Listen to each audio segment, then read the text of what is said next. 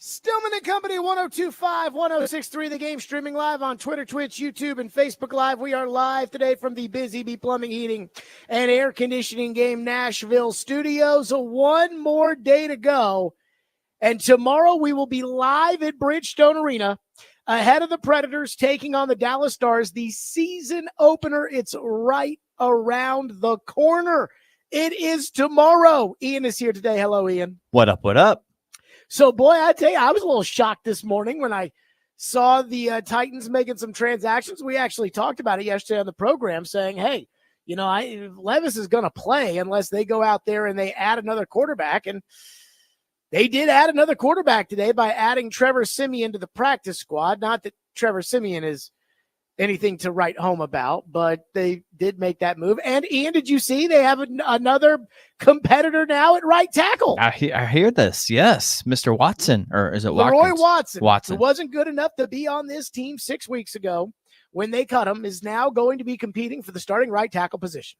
Way to go, Titans. So I want to make a deal. Can we do that? I want to make a deal, a compromise. You know, that's a word for some reason people don't like anymore. I actually like it in politics when the two sides compromise because that's how something gets done. You know, I'm voting for you because I want you to represent me. It does not mean that I expect you to get every single thing that I want. But I know that, again, the representatives have to negotiate. They have to, you know, hey, look, you're not going to get what you want. In fact, that's the good sign of a negotiation is when both sides don't like what they ended up with. It's usually the sign that the negotiation is pretty fair. So let's make a deal when it comes to Will Levis. How about starting now? We treat him like a big boy, grown-up quarterback. Because I have heard from everybody, and I have heard the people that think like me that think, it's year two, every game, it's the same mistakes. It doesn't look like he's going to learn. It doesn't feel like he's learning. He's had two coaching staffs that have tried to teach him how to slide. He can't do it. And now you're having to sign Trevor Siemian onto your practice squad because Levis has a sprained AC joint because, once again, Coach, I thought I could get it on third down in the first half. Every game there's a new interception. I don't see that from other second-year quarterbacks, at least not good ones. And so I think there are a lot of people like me. In fact, I think that's probably most of what everybody thinks. I'd probably put it at about 60% that probably doesn't think that Levis is very good and doesn't think that there's really much of an upside there, even though at one point we did. But then there's the other 40%, 45%, 50%. I don't know. There's the other side of it. They keep screaming, it's only been 14 games, Jared. Even though I see the big delineation in a young man's career as year one to year two, a lot of people, and DeAndre Hopkins said this to TD a couple of weeks ago, you know, he hasn't even played 17 games yet. So it's been 13 games for Will Levis. Did start over half the games last year. He played 9, but that's okay. Then I've heard the other excuses. He's learning a new system, though it is the same system he ran in college. It's taking time for him to learn new receivers, new coaches to learn him, etc. Excuses, excuses, excuses. And that's okay. Sometimes excuses are valid. In fact, I think that this league ruins more quarterbacks than they fix. So here's the compromise I'm willing to make. Will Levis now has an entire training camp and a month of football under his belt in this new system. Now, he's made every mistake in the book, and it feels like every week he keeps finding another reason to make a mistake, but that's okay. Let's wipe the slate clean, and let's start right now. Can we all agree on that? So now when he rolls the ball on the ground, I don't want to hear. He'll learn from that, Jared, because Will Levis has already made every mistake that you can make that he should have learned from by now. Look, it's 13 NFL games. It's not 17 full games where he took every single snap for 17 games, and there you go. But Eli Manning played 9 games as a rookie. I don't remember making excuses for him when they were 11-5 in year 2. So can we finally settle down and make the compromise? Can we finally let bygones be bygones? I'll forget about the flip against Chicago, the rolling on the ground against the Jets, the pick 6 against Green Bay. I'll forget about all of that. We'll lump it all together. The flick, rookie year. Rolling on the ground, rookie year. Rookie. We'll do all that. But from here on out, now that he's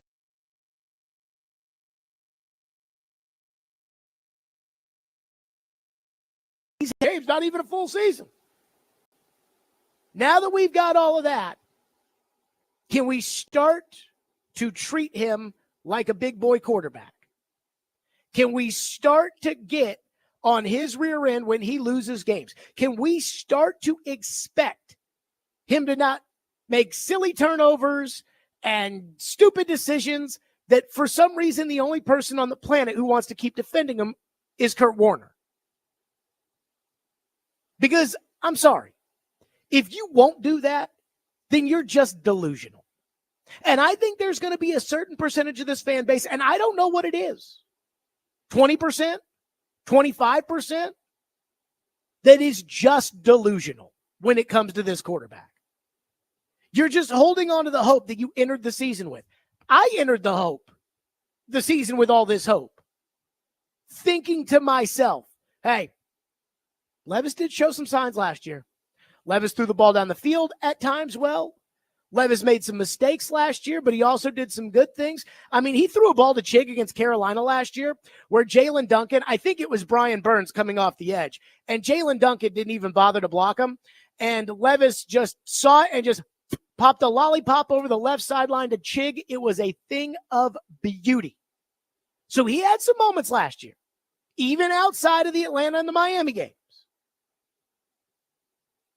But so can we get now? So I entered the season with the hope that, hey, this guy could put it together. Like I really did. When he got drafted, I talked about Dan Marino because Dan Marino was a high first-round draft choice. People thought going into his senior year at Pittsburgh, had a down year at Pittsburgh, and Dan Marino went 28th. He went at the end of the first round. But Marino had the size, Marino had the arm, Marino had the... Again, not saying you're going to be Dan Marino, but that was the hope coming into the year, was that Will Levis with this offensive guru coach was going to be a superstar. But I'm not holding on to that same hope anymore. Some of you are. And I think the people that are delusional. But that's okay.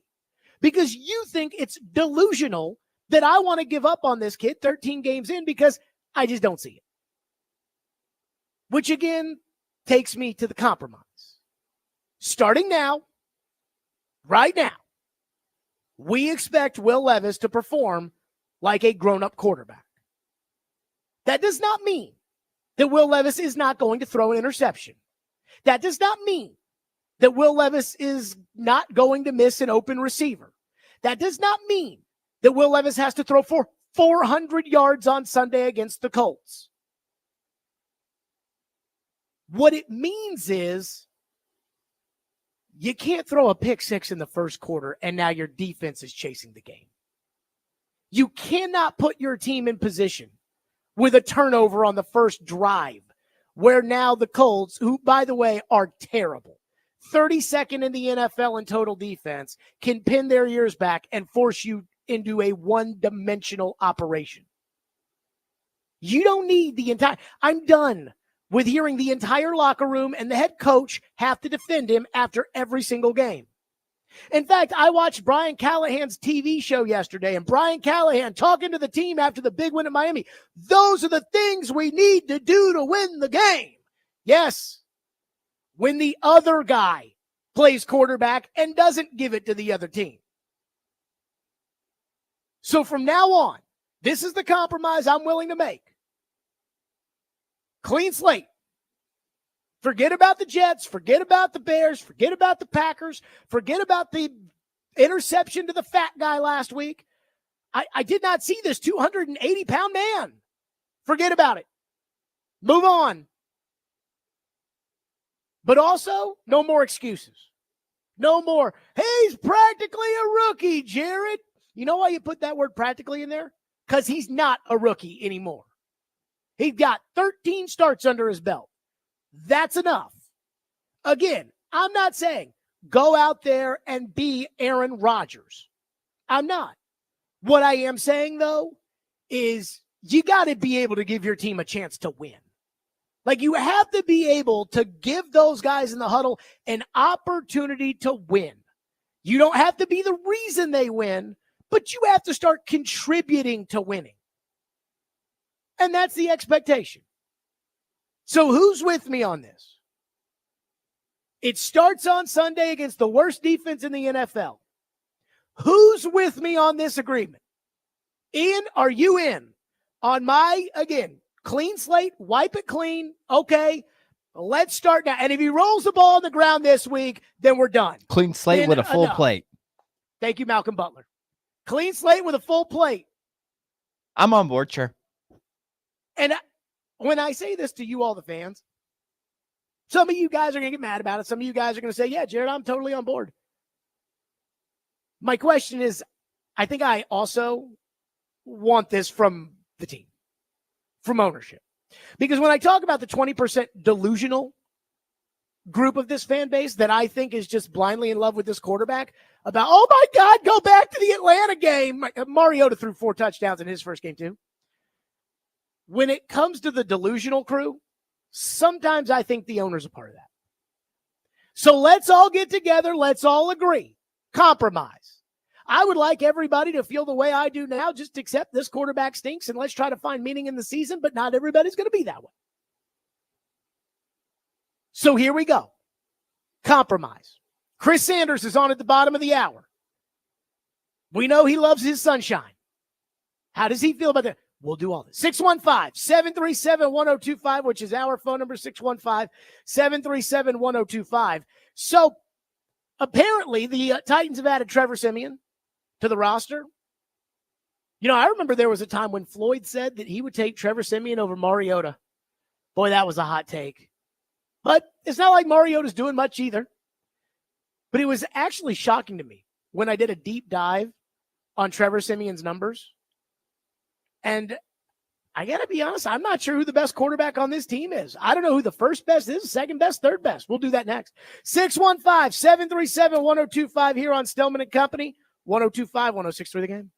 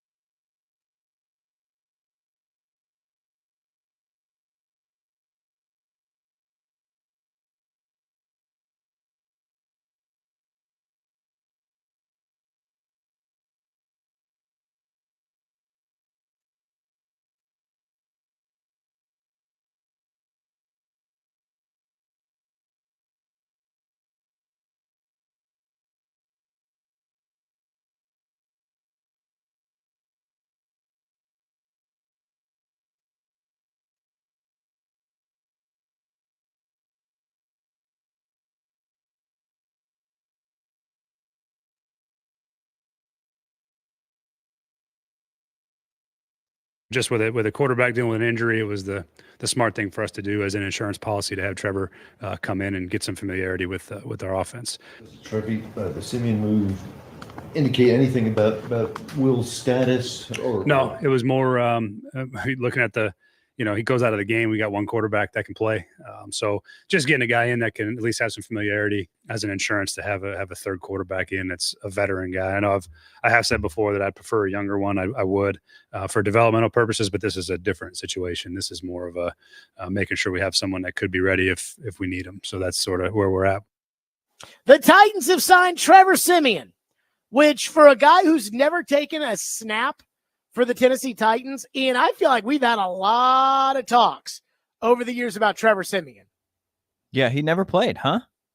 He never played. He was on the practice squad. So I believe, if I have my math correct, I believe in 2020, he was the third quarterback in training camp. Remember, very early on, because it was COVID, the Titans drafted Cole McDonald in, I think, the 6th round.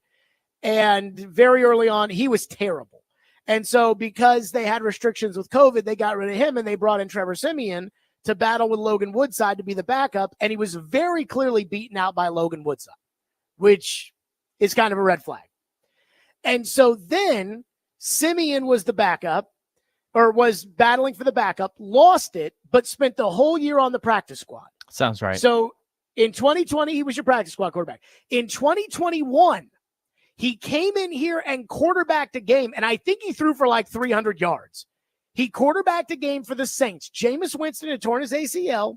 Drew Brees had retired, and Trevor Siemian came in here and probably beats the Titans. Almost won that game, yeah. Two things didn't happen. Number one, Jerome Boger called the most phantom roughing the passer on Ryan Tannehill, and then Monty Rice forced a fumble on a kickoff. And it came down to a 2-point conversion at the end of the game, and the Titans beat the Saints, and Siemian quarterbacked it. And now here's Trevor Siemian again. So we've had all these talks over the years about Trevor Siemian this, Trevor Siemian that. Well, now Trevor Siemian's on the practice squad. Let me just stay for the record. I do not think there's any sort of quarterback competition here. I think Brian Callahan is being 100% honest when he says, hey, we needed a guy in here who basically doesn't need a single practice rep. If Levis goes out there to practice, the injury report will come out probably in an hour. It'll have Levis as limited, I would assume. If Levis is out there, but he can't take all the reps, then they could put Trevor Siemian in there and have him take the reps. They could put Trevor Siemian on the other side and say, okay, you're Joe Flacco, because I think they're going to prepare for Flacco, even though I think it's going to be Richardson. You're Joe Flacco. Run the plays on the card. And Siemian knows how to do that. And they don't have to tell Siemian what to do because he's been around the league for forever. But I did a dive on the stats. And again, it's just stats. You know, there's other things that play into this, but I did a dive on the stats with Trevor Siemian and his career. And I compared it to Will Levis. It is shocking how similar their numbers are. Siemian has a better record. He's 15-18 as a starter. Will Levis is 4-9, but we also have to remember that Trevor Siemian started 14 games on the defending Super Bowl champion Denver Broncos that had a Super Bowl champion defense when he was the quarterback. I do think that's something to put in there. Completion percentage, basically the same. Trevor Siemian's completing 59% of his passes in his career. Will Levis, 61. Yards per attempt, Siemian 6.4, Levis 6.8. Siemian has the better touchdown to interception at 44-32, with Levis at 12-10. And quarterback rating, give a little check mark to Will Levis. Listen how close this is. 81.1 for Levis, 78.7 for Siemian. So it kind of feels like, again, just reading the stats, they're kind of the same player, right? And then I looked through Siemian's first season as the starting quarterback of the Broncos. It was his second year, but he started 14 games. Will Levis has started 13. So I think it's probably a pretty decent comparison. Siemian had 3 fourth-quarter comebacks. Levis has 1. Siemian had 2 game-winning drives. Levis has 1. It's actually crazy to me how similar their stats are. Outside of the fact that Simeon's won more games and Levis is, again, at the percentage, kind of lost more. And I hate to say it, and I know that, there's a lot of stats, and this guy had good stats, and this guy didn't, and that guy had bad stats, and that guy didn't, and whatever. And the sample sizes aren't huge, specifically for Levis. I think Simeon's got a pretty good sample size to tell you what he is. But it is probably a sign. Again, this is not a law. It's more of a hypothesis. But it's probably more of a tell that that's probably what Will Levis ends up being. Trevor Siemian. I sometimes see Will Levis and think Blake Bortles, a backup. And as crazy as this sounds, I had a coach on the Mike Mularkey coaching staff. Not everybody thinks they're really, really good. I've never met a coach who's ever been fired or been part of a staff that said, our biggest problem was we didn't coach well enough. And I thought the Mularkey coaching staff, for the most part, did a pretty good job. But again, Joe wrote a story in The Athletic about Derrick Henry where he talked to Terry Robisky, and I think it was Terry Robisky, said that coaching staff, he thought if we had come back for a third year, we were going to win the Super Bowl. Okay, that's easy to say. There's no way to know that that's actually what would have happened. But again, I talked to a coach on the Mike Mularkey coaching staff that said, hey, you give us Ryan Tannehill, and we would have done as well as we did with Marcus. We would have done so much better with Tannehill because Marcus is a backup. And even though at the time we looked at Marcus and saw a second overall pick and, Marcus this and Marcus that, Marcus was a backup. That's what Marcus is for his career, the backup. So right now, when I look at Levis and I see how shocking his stats are similar to that of Trevor Siemian, I'm like, maybe it's because he's a backup. These are backup stats. Siemian was put in. Remember, Siemian was never supposed to be the starting quarterback of the Denver Broncos. The Denver Broncos signed Peyton Manning and drafted Brock Osweiler as the ultimate replacement to Manning. Then Osweiler started in place of Manning. This was all while Brian Callahan was there. I'm going to guess Brian Callahan spent a lot of time trying to play peacemaker with Gary Kubiak and Peyton Manning and everything that was going on there. But again, Osweiler took over midway through the year and had some success. And he was supposed to be the long-term option in Denver. But at the end of the year, they went back to Manning. They ended up winning the Super Bowl. Manning retired. Osweiler, mad that he got benched. Osweiler's a moron, by the way. But Osweiler, mad that he got benched, spurns Denver and goes to Houston. So now Denver's like, holy crap, we got to do something. They trade up and draft Paxton Lynch. And Siemian beat him out. It would be like if Malik was the starting quarterback. It wasn't supposed to be, but it's what happened. But Siemian, that year that he was quarterbacking the Broncos and they had a Super Bowl caliber defense, they did not score a lot of points because he's a backup. And they kept trying him. But at the end of the day, he's a backup. And when I see that his numbers and Will Levis's are shockingly similar, makes me think that, well, it's probably because Levis is a backup. I may be wrong about this. And again, we've all agreed, or I say we've all agreed. I've kind of done that unilaterally with the agreement of Ian and Derek Mason, who texted me and said he's in on our compromise here. That clean slate going forward for Will Levis, let's see, starting today. But again, Levis, is why I said to my dad right before Levis flicked the ball to Chicago, I turned to my dad because I saw at the bottom of the screen like 100 yards, and it's midway through the fourth quarter. And I'm like, Dan Marino wasn't throwing for 100 yards midway through the fourth quarter. And I turned to my dad and I said, I think he might be a backup. And on the next play, he threw the flick and they lost the game. Probably because Levis is probably a backup. 615-737-1025, which is our phone number, 615-737-1025. Now, I want to make everything very clear. I have not said that the Titans need to bench Will Levis. I'm sure some people think that I've said that, but I have not. And there is one very important reason why, and I would still not even say that, even if Trevor Siemian outperforms him in practice. We'll get to that next. 615-737-1025, 615-737-1025 here on the program if you want to weigh in, and we will get to your phones very quickly since we got Chris Sanders coming up this hour. Hey, tomorrow it's your chance to participate in Preds Pick to Click.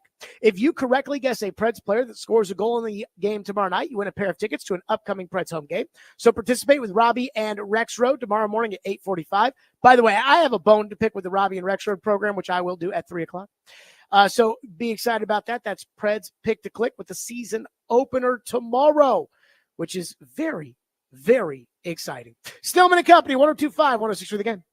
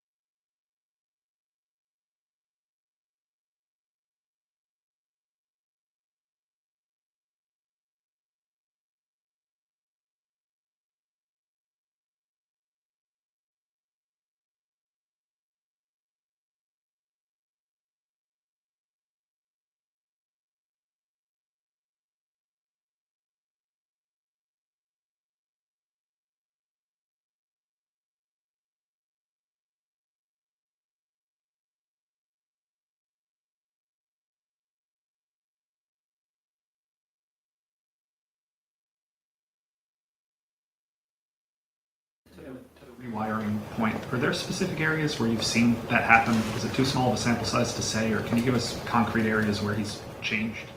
Yeah, I mean, I think if you look at his, I think when he's completed the ball at a pretty good rate, which is part of playing the position. He's been really pretty patient. I've called a handful of play action plays that didn't necessarily have the shot down the field we were hoping for, and he did a really good job of quickly finding the check down and moving us on to the next play. And that's a maturity process of playing quarterback. Those things I've been encouraged with in the early part of the season. And now there's a you never want to take the aggressiveness away from the quarterback. And I think that's the fine line is you want to be aggressive. You got to toe the line a little bit. There's part of playing quarterback that's in Will's DNA of, there's a little bit of effort, like, I'll dive for the first down. I'll throw the ball into that coverage. So you got to have that balance, but you have to have that. You don't ever want to get to a point where a quarterback that's aggressive in nature has to feel like he has to dial it back. That was Brian Callahan today talking about rewiring his brain, saying, Will's doing a good job of completing some passes. He's got a nice little completion percentage. Unfortunately, too many of those completions are to the other team, but I mean, I guess that's good. And we don't want to take away, that YOLO in Will Levis, which I understand what he's saying, but it is something that's got to be managed. Got to be managed. So they signed Trevor Siemian today to be a practice squad guy, and I think that's going to be what they end up doing. They're going to use him on the practice squad. I don't think that he's a threat to the job, and I do believe Brian Callahan when he says that they're not interested in a quarterback controversy or anything like that. And yet, at the same time, I think it's pretty obvious that Will Levis might be closer to those guys than he is to that of the ideal NFL starter. In fact, Ian, let's put all these quarterbacks in a bag right now and shake them up. Richardson, Levis, Flacco, Siemian, Rudolph. Which 5? quarterback would you take out of those right now? To win one game? Just to win this season. Probably Flacco. I don't even think it's close. And I think that Levis is probably closer to the other guys than he is to what Joe Flacco was at one point, which, again, still wasn't that great. But here's the one good thing for Will Levis. There's not really a plan B. There's not really a second option that they can go to that would make me feel any good if they just decided we've had enough. Mason Rudolph and Trevor Siemian. Again, I saw The Athletic in their win projection models, and I don't know how they come up with this stuff. They expect the Titans to win 6 games right now. And so if Mason Rudolph quarterbacks them, maybe they win 7. Whoa. If Trevor Siemian quarterbacks them, maybe they win 5. Whoa. So while I'm sitting here saying, okay, let's give Will Levis a clean slate. Let's start over, and let's see if he'll go out of his way not to throw any stupid interceptions or anything like that. While I'm saying all of that, at the same time, it's not like if the first drive of the game on Sunday, he turns around and just hands the ball to the Colts, that I'm going to be sitting there saying, bench him, get him out. I'm not going to do that because, again, I don't see the upside. But here is the difference. Here's where this does matter. The trade deadline's been pushed back to November, which is a good thing. But there are some pieces that other teams might be interested in. For instance, I think other teams that are hell-bent on competing right now would be interested in Dylan Radins. And I know that sounds crazy because Dylan Radins ain't that good. But Dylan Radins is a starting-ish offensive lineman, really a backup, but he's a starter who's got experience now at guard and tackle. And we know how difficult it is to find guys that can play guard and tackle, specifically tackle. But how difficult it is this time of the year, somebody goes down to find somebody. So there may be a team that has an interest in Dylan Radins. DeAndre Hopkins has been a name people have mentioned a lot. I mean, I would throw even some other guys in there that have a little bit more term available to them. We've already seen them trade Elijah Molden, but I'd throw some guys in there that, is Chikakonkwo really part of the long-term plans of this group? He wouldn't be part of the long-term plans for me, but again, the whole point being that if you think there's something there with Levis, then I think you hang on to Levis. and you hang on to Hopkins and Radens and all those other guys. But if if you're getting close to the deadline and you think this guy stinks, then you're not benching him for Rudolph, but you are getting rid of the other pieces around him because you think it's a lost cause anyway. So who cares if Levis stinks and doesn't develop? Phone lines driven by WilsonCountyHyundai.com, 615-737-1025. One texter says, Jared, if you panic under duress and you do unimaginably stupid things, then you are not a backup. Just saying. Again, Will Levis is a backup in the NFL. Will Levis can play in the NFL. No matter how stupid some of the things he does are, he's good enough to be a backup in the NFL. Malik is a backup in the NFL. And Malik did some really stupid stuff too. One texter says, as a Saints fan, Simeon sucks, Jared. Again, I know that. I'm not saying Trevor Simeon's good. I'm telling you his numbers are insanely close to Will Levis's, and that's what worries me about any chance that Will Levis isn't that. One texter says, you need to take a survey on who has faith in the Titans quarterback and who doesn't and send it to the Titans. That comes from Larry in Columbia. I mean, this is just me. And I could be wrong about this. I think the Titans have a pretty good idea of what I think. And I think the Titans would be the first to tell you that they don't care what I think. Now, do they care what everybody else thinks? I've said this time and time again. I think this ownership listens to the fan base. And I think that's a bad thing. But I do think they listen to the fan base. So make of that what you will. In fact, that's why I think they got over their skis on Will Levis. I would have, if I were the Titans, have gone into the year with Will Levis as the starting quarterback, but I wouldn't have broadcasted to everybody when I was looking for a coach that I wanted that I felt like I had a young star quarterback, even if I did think that, which I didn't. I felt 50-50 on Levis. But I wouldn't have broadcast that to the entire world because I, one, didn't think it, but two, because, I want to hear what these coaches say. We're going to interview all these new coaches. I want to hear what they have to say about these quarterbacks.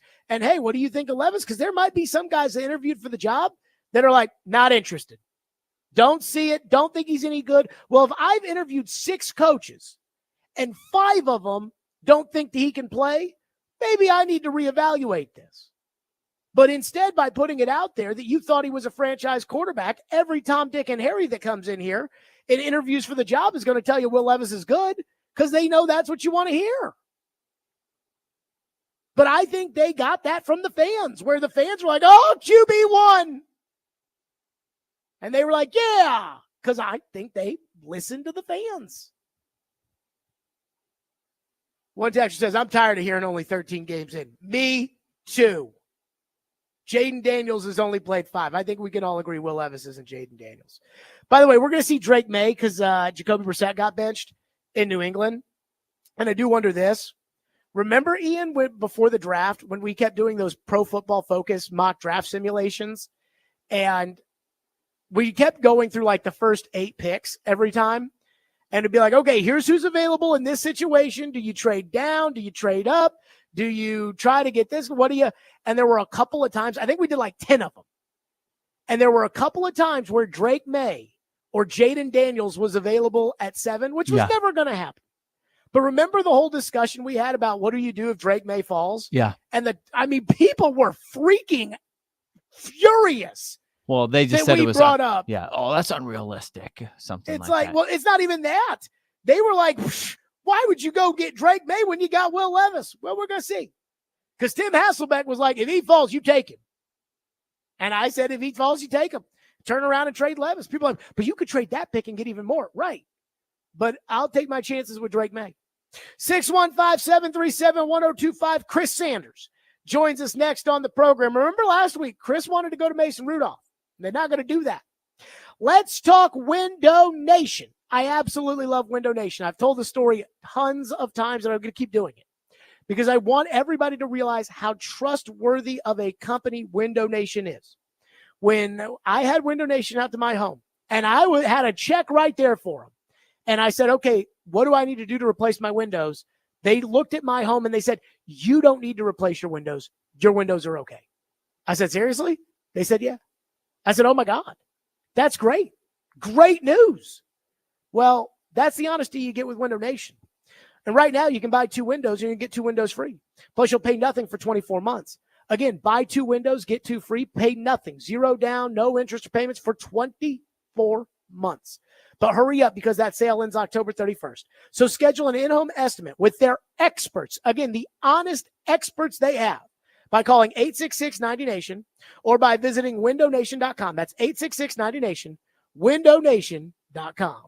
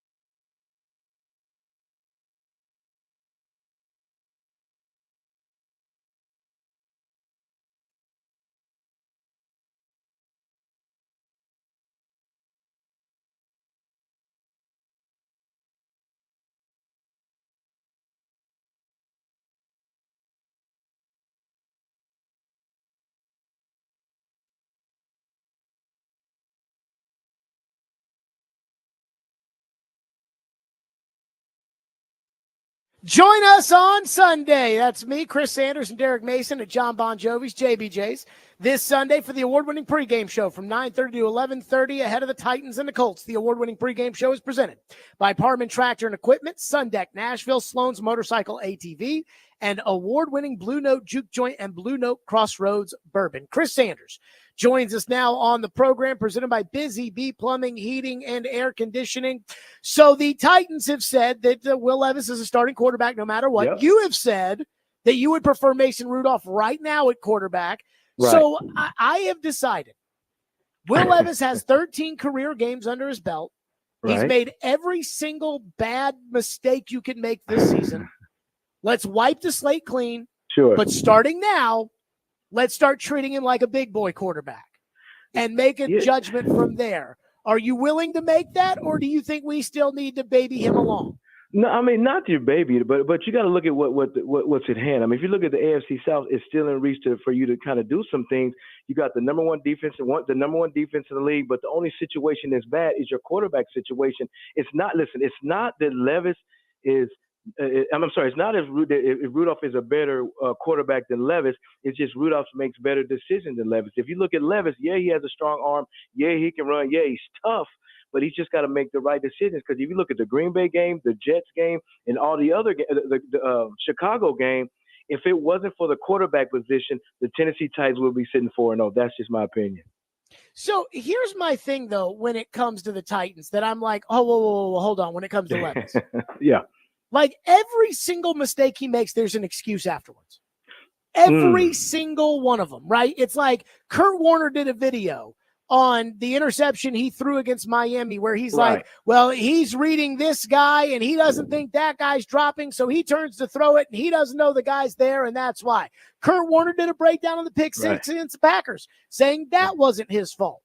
You know, every single thing there's like, well, you can't blame Levis for this, can't blame Levis for that. How much do you subscribe to that and the excuses being valid, and how much of you are like, brother, this is quarterback in the National Football League? I just think that, what's the appropriate time to say it? And I'm going to say this. I've been a coach and, for like 20 something years now. You don't want to go in the media and just say, yeah, man, he needs to do this. He's terrible. He's whacked. You don't want to say that. You want to say the appropriate things as a head coach or as a position coach. You want to say, okay, these are the things that he needs to improve on. But now, check this out. Now, as a coach, when I'm behind closed doors and we're watching film, now I can be personal with this dude like Levis dude. You're watching the corner, you see he's sitting at 5, he's staring at you. You got to start making the right decisions. That's when I can really challenge him as a player. You don't want to challenge your player, in the media, like saying, man, your drop set was awful. This is terrible. His reads are awful. Then now you're going to lose your quarterback. But behind closed doors as a coach, that's when you tone and say, listen, dog, we can't have those more plays because our defense is playing well. Everybody's doing their job. I need you to do your job. And that's exactly what, Callahan needs to do. What are your expectations for Will Levis right now going forward? I mean, he's made all these bad mistakes in all these games, but now he's, had the bye week, a week off. I think he knows, dude, you cannot keep making these mistakes. You cannot keep doing this. Like, what is kind of your expectation going forward for him? I mean, it's right now. It's kind of hard to say because, I know Brian Callahan is saying the right things. Oh, he's our quarterback, this and this, but you better believe that it's a short leash. And the reason why I say it's a short leash, but just say you play against the Indianapolis Colts, you come out, and on the second play of the game, you throw an interception. What do you do as a head coach? You're going to have to pull him out. Why? Because the same thing continuously happens. So if you say he's not going to do it. Okay. He may not say that to y'all, but if your defense is playing well and it's 7-0 and everything is going good and he throws a costly pick or a costly fumble, Brian Callahan is going to have to make that tough decision because you don't want the situation to where it happens with the Jets. You're in the red zone. You're up 7-0. You're doing everything positive. The body language of the Jets is, I want to quit. But then all of a sudden you have your quarterback try to roll it to Pollard. They get the ball. They get the momentum. They score 3 points, and now they're back in it. You don't want that same situation to happen. Chris, it sounds to me like you think that if things don't change, the Titans are going to change their quarterback. Brian Callahan has said the opposite, but again, you're right. What he may be saying to you may not be the truth. I keep hearing people say that the Titans are eventually going to make a quarterback change. Diana Rossini said she talked to an AFC South coach and said it's only a matter of time before they go to Rudolph. Blake Bedingfield at paulkarsky.com wrote that the Titans, if Levis doesn't change, they're going to have some discussions about changing the quarterback. And yet, as crazy as this sounds, I think the Titans are convinced they're going to ride or die with Levis this year. And I don't think they care about anything else. I don't think they will pull the plug on him. But yet you feel like if it doesn't change, they will. And I respect every coach in that organization. And I think Brian Callahan is a phenomenal head coach. But sometimes we as coaches, we have to be – we have to be politically correct. We got to say the right things in the media because here's the deal. If you start talking bad about your quarterback and talking about how bad he's in the media, you're going to lose him. So I think that the situation is to where you let your play dictate if you're going to play or not. And then now you say, I got to yank him because of your play. You don't say I'm going to yank him when, you had that bad game against Miami. So say he goes out and he throws 2 interceptions against Indianapolis. I hope he does, or he fumbles. Then now his play is going to dictate to where the coach has to take him out. So everything's going to play out. If he plays well, he's going to stay in. If he doesn't play well, then the coach is going to have to make a big decision to yank him. And you don't want that as a young quarterback. Nobody wants to. Nobody wants to sit on the bench. But at the end of the day, you got your defense playing well, and you still have a chance to make a run in the AFC South. You have to make a decision to get some momentum. Chris Sanders with us, presented by Busy Bee Plumbing, Heating, and Air Conditioning. It does sound like you are still thinking about the playoffs this season. I mean, if the AFC wasn't so bad right now, I mean, you got the Jaguars that are 1-3, you got the Colts that are 2-3. I mean, you got the Houston Texans I think are 3-1, so it's still there. And here's the great part about the whole situation, Jared, is you still haven't played those guys.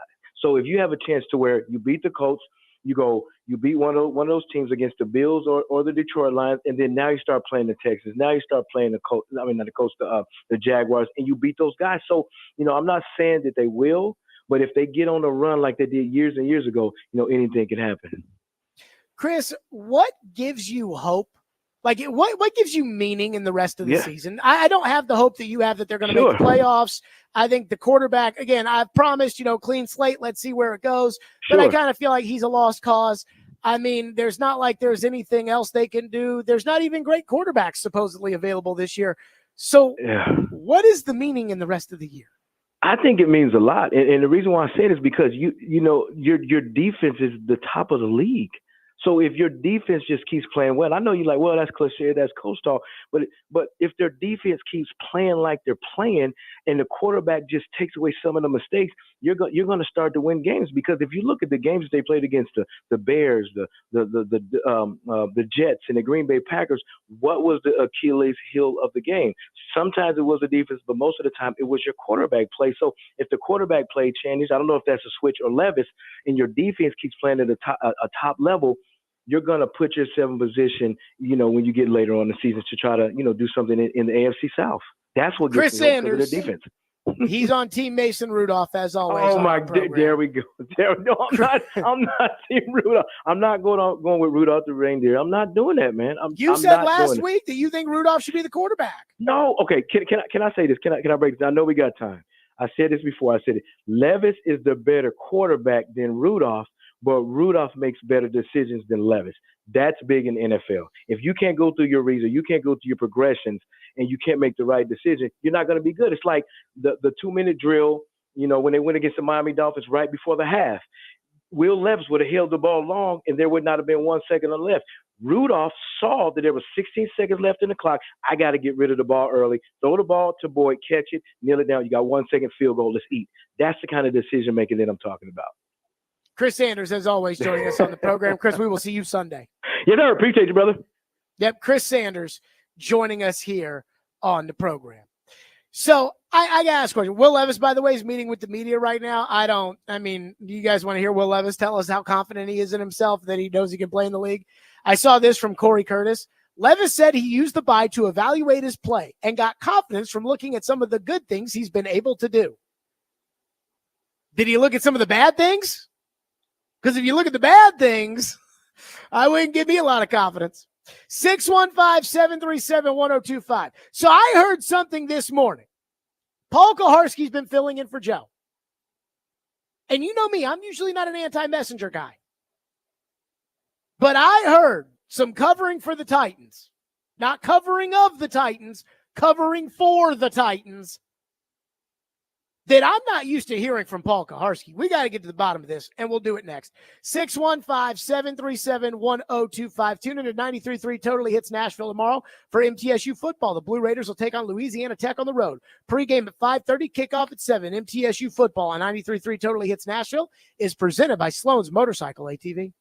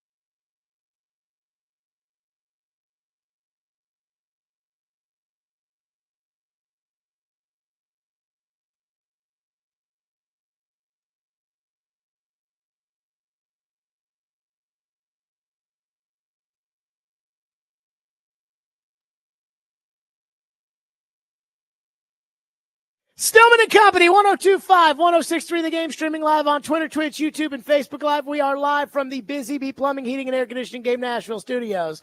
So this morning, my pug, Hank, woke me up at about 5:50, which I was not happy about at all.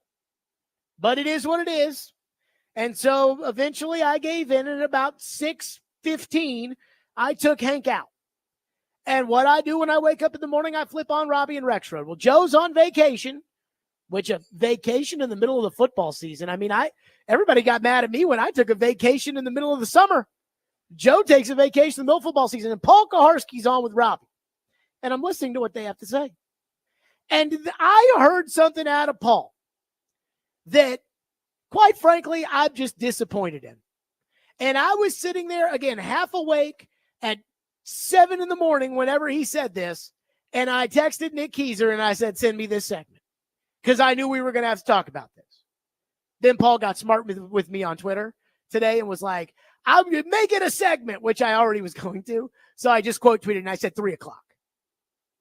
So this is what Paul Kaharski said about the Titans, and the fact that the Titans are terrible right now, and the fact that they don't have a right tackle, and the fact that, again, there are still holes on this roster, and they spent money on a receiver that they're not throwing the ball to, and they're not any. And here's what Paul said again. My whole life, Paul Kaharski's covered the Titans, whether it's for the Tennessean, ESPN, the other station, or himself. He's always covered the Titans. And he used to, I'd say a lot of things about him, but I never once thought that he was an apologist for the Titans. And that's what I feel like I'm listening to. Take a listen to what he said this morning. On paper, it looks good. In practice so far, in execution, it has not been as good.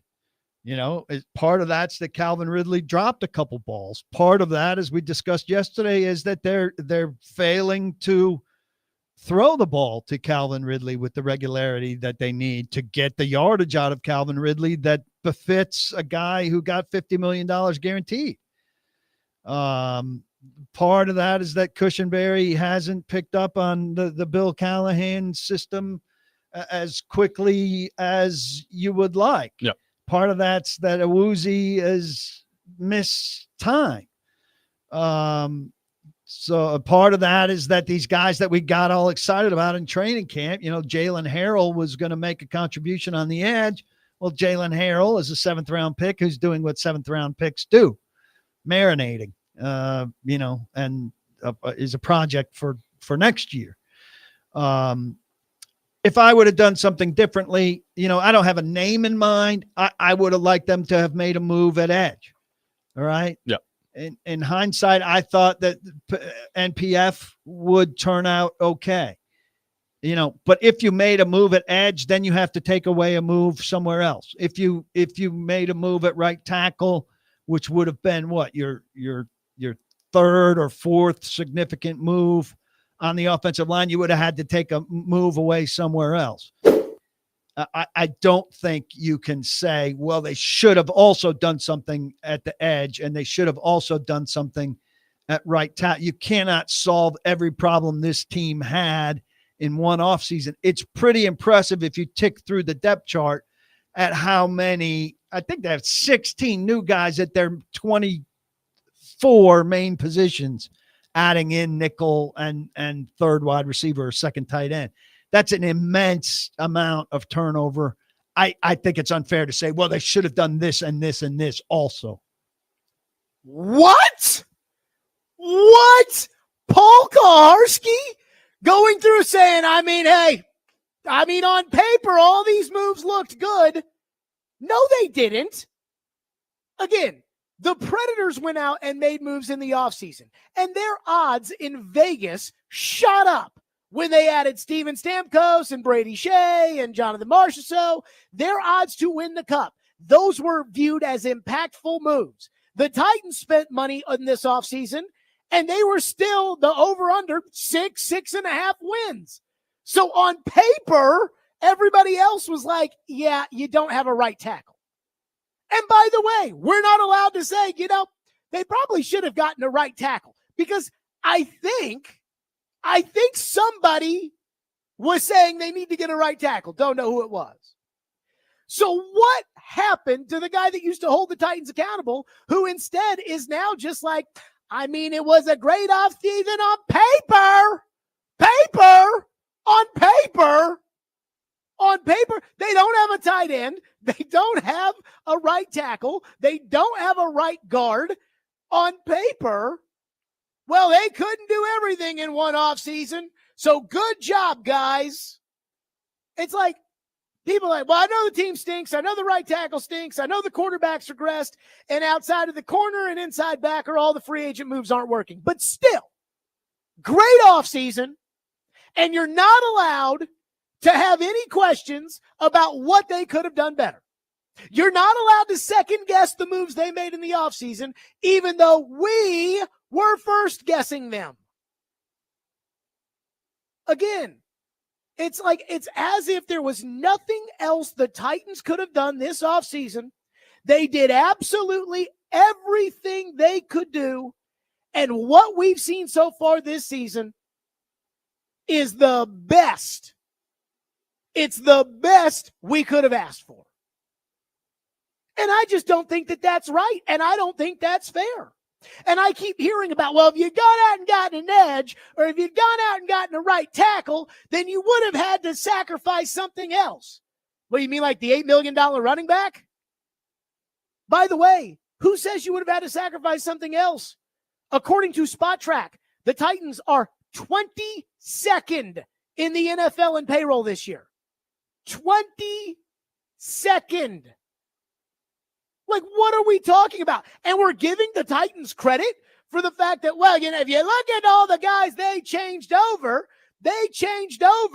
what was it, Ian? 16 of 24 starters is what that number was? Something like that? Yep. How many of those are for the better? Left tackle for the better, for sure. I'll give you that. Is quarterback for the better? Will Levis to Tannehill? Is a running back for the better? Because you had the best running back in the NFL, the guy who right now is leading the league in rushing, the guy who is leading the league in yards per game, the guy who's on the number one offense in the NFL. He's not here anymore. So are you doing better? You know, you let Danico Autry leave, and Danico Autry gave you 11 sacks last year. And now all of a sudden, you don't get any pressure from your front four anymore. So, yay, they changed out the guys. Did they get better guys? Again, everything's just, you are not allowed to complain about how bad the Titans are. It's crazy talk. Again, where did this whole, what happened to Paul? Like, I can expect this from some other people. You know, the Titans are telling you that, hey, it's not our fault, we couldn't do anything, and they go out and repeat it. Well, the Titans say that there's nothing they could do about it. All the same people that wagged their fingers at me last year and said, Mike Vrabel's not going anywhere. I'm like, okay, you guys keep listening to that. I mean, I'm just reading the tea leaves around here, just using just a tad bit of critical thinking. And then I love, again, the idea of this, you know, in this perfect world, Jared, what could they have done at right tackle? You tell me. I mean, maybe been interested in Jermaine Illuminor's $7 million contract with the New York Giants. The guy who's playing right tackle for them. By the way, you know what that would have cost you? It wouldn't have cost you L'Jarius Sneed to sign Jermaine Illuminor.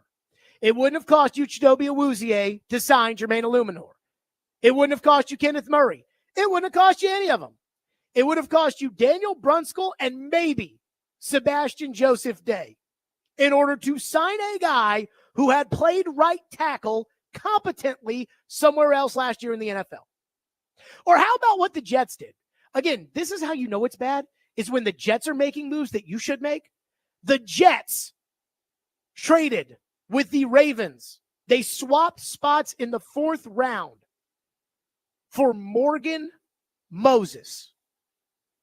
They got a right tackle by swapping spots in the 4th round, the Jets did. Morgan Moses' contract is $5.5 million. And that's not even to talk about the things that the Titans did last year that are biting them in the ass right now. Didn't spend any money in free agency, didn't go out and get any good players. And I'm sure Paul will give you the rehearsed line again, the party line here, the team Kool-Aid of John Robinson ruined the cap. But again, as every single team in the league makes it obvious to you all right now, the salary cap doesn't mean anything. You can just go do whatever. Oh, we don't have salary cap space. Let's restructure this. Now we have $80 million. Remember, Cleveland had the most cap space in the league. But instead, from the guy who, again, kind of made his brand on holding the team accountable and not putting up with nothing, is now the guy who's saying they did the best they could, which is also not true. Again, that was 2 minutes of Paul covering for the Titans, saying we got too excited about guys like Jalen Harrell. I didn't get too excited about Jalen Harrell. In fact, I don't even think we talked about Jalen Harrell on the show because I knew he was a 7th-round Scarbini, and I'm not going to get excited about it. But what happened? Jim Wyatt actually works for the Titans. Like, his paycheck comes from the Titans. And I don't even think he'd cover for the Titans as much as Paul just did right there. So what happened? Somebody help me out here. What happened to the old Paul Kaharski? The old Paul Kaharski that used to hold the Titans accountable. And who is this new guy who's sitting here making every excuse in the book for the Titans? Somebody help me out. It'd be easy to say if it was like, well, nobody thought that they wouldn't be able to get by without a right tackle. But you know you can't say that because on this program, we talked about it a lot. We talked about you draft the DT in the 2nd round, like you better go get the quarterback. But I guess that doesn't count other than the fact that, we're right. 615-737-1025, which is our phone number, 615-737-1025. Hey, maybe the excuses, maybe they're fine. Maybe that's what we should all be doing. Making excuses and saying it's okay and saying they did the best they could and giving them even more money to blow and all that kind of stuff. 615-737-1025. Now, that being said, I could not believe what I heard this morning. There is something I think we need to go over with the Titans. So I've got something very important that I want to discuss. This is kind of a one-time thing. So I hope you're listening to the next segment because I am tired of banging my head into the wall when discussing decisions that are made in the NFL and the value system that apparently the Titans just don't seem to care about. We'll get to that coming up next. 615-737-1025 if you want to weigh in, 615-737-1025. Let's talk about white bison. That's right. I absolutely love white bison. This is the time of the year where it's really, truly pumpkin coffee season. And you know that. Because I walked out this morning again, walking my dog at 6:45 in the morning, 6:15 in the morning. I'm like, whoo, it's cold now. And white bison knows exactly what you're craving this time of the year. Pumpkin. So try their pumpkin cookie frappe, their pumpkin spice latte, or their vanilla shaken espresso with pumpkin soft whip. They're irresistible. Plus, White Bison Rewards members, you get your 8th drink for free. I'm one of those. And while you're there, check out their sandwiches and wraps, all freshly prepared right when you order. And for the sweet tooth, try their fresh baked pastries. They go perfectly with premium coffee, expertly prepared by their roast masters. White Bison and twice daily. What are you craving? And White Bison, finely crafted for your everyday.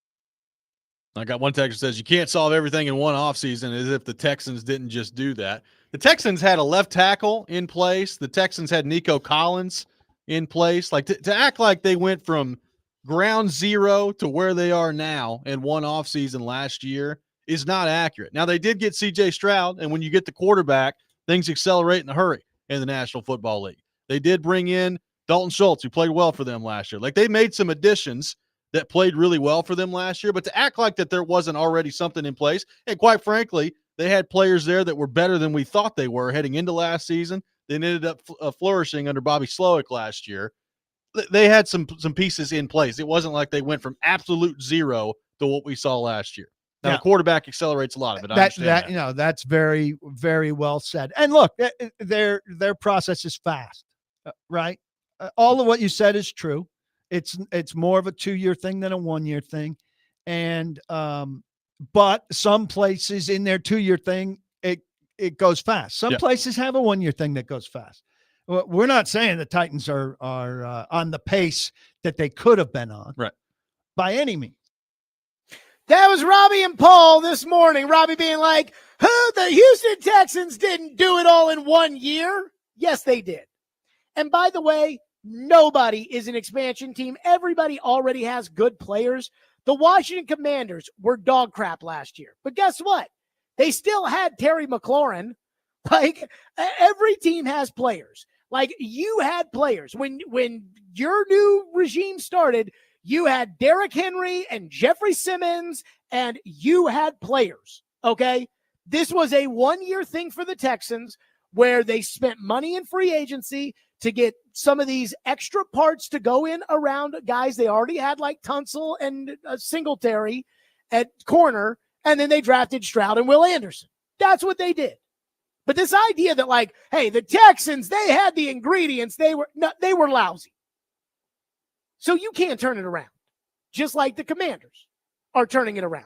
And anybody that just sits there and says, you know, there's nothing more the Titans could have done, you're just making excuses. And I think it's ridiculous. But now we got to have a talk about something I think is very important. And I think this is something that Titan fans need to hear. And I'm not going to go over this again, no matter how many people end up being wrong about this because they missed it. But this is very important. This is why the Titans are bad. Because the Titans at the top, the roster construction, Brinker, Carthon, I don't know, all of them, some of them, whatever. They do not understand the difference between free agency and the draft. And this is where they have missed over the last 2 years. Forget about John Robinson and forget about John Robinson's draft picks. John Robinson's gone. So if he had hit on those picks, he'd still have his job, but he's not. So forget about that. So you take the job with the team that is a fumble away, a scotch away from the playoffs. And they've gotten progressively worse since that moment because the Titans have not understood the difference between the draft and free agency. It's not like, well, just go get players. We just need play. Okay, get as many in free agency and get as many in the draft and go from there. It's not as simple as who's the highest player on the board? The kicker. Take him. With the third pick, we're taking the kicker. Because there are premium positions in the NFL and there are non-premium positions in the NFL. Just like in radio, there is a difference between drive time and overnights. No disrespect to overnights or truck drivers that are driving in the middle of the night. So there are different categories when it comes to players in the NFL. There is the super premium category. That's first. Super premium. Quarterback, left tackle, pass rusher, number one receiver. You cannot get those players at the top of the game without drafting them. You can't get Mahomes without drafting him. You can't get Justin Jefferson without drafting him. I guess technically Laramie Tunsil, that's 3 first-round draft choices for a left tackle. But, like, for the most part, you got to draft those guys. The super premium pass rushers. Again, how do the 49ers have Nick Bosa? They picked second. That's how. So, again, either get somebody who's disgruntled and trade for them and hope they don't become a problem like Devontae Adams has clearly become a problem for the Raiders, or draft them. That's it. Quarterback, left tackle, pass rusher, number one receiver. Then I would say there's the non-premium. They're still important, but they're not the super premium type guys. Center, corner, defensive tackle, tight end. So a non-premium guy. You can sign these guys in free agency, but you're going to be paying top of the market.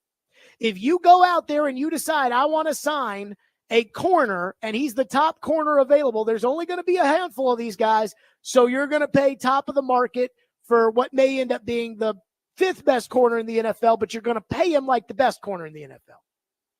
Then there are the economy positions, running back, inside backer, and safety. You can find those guys easily on the market. Every year there's a David Long Jr.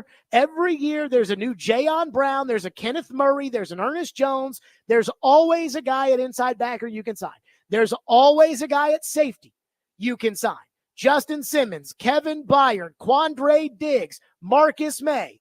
All these guys were available. Running back, Derrick Henry, Tony Pollard, Saquon Barkley, Josh Jacobs. Again, you can go get those guys in free agency pretty much every year. And then the finishing touches, where these are important, but because every position, I guess, is technically important, but they're really not. And that's guard and special teams. You can go get a guard in free agency. You can get a guard in the 5th round. You can hide it. It'll be okay. And special teams are kind of in this group too, just because nobody pays $10 million for kickers. Like, nobody pays $10 million for a kicker, so it's not a super premium thing. Again, you got your kicker who's fine. You got your kicker for a 7th round draft choice in like 2 future seasons. So that's not a premium position. Guards don't win you games in the NFL, by the way. Just ask the Colts. Now, the very best at every single one of those positions can make a difference. Like Fred Warner at linebacker, even though it's not a super premium position.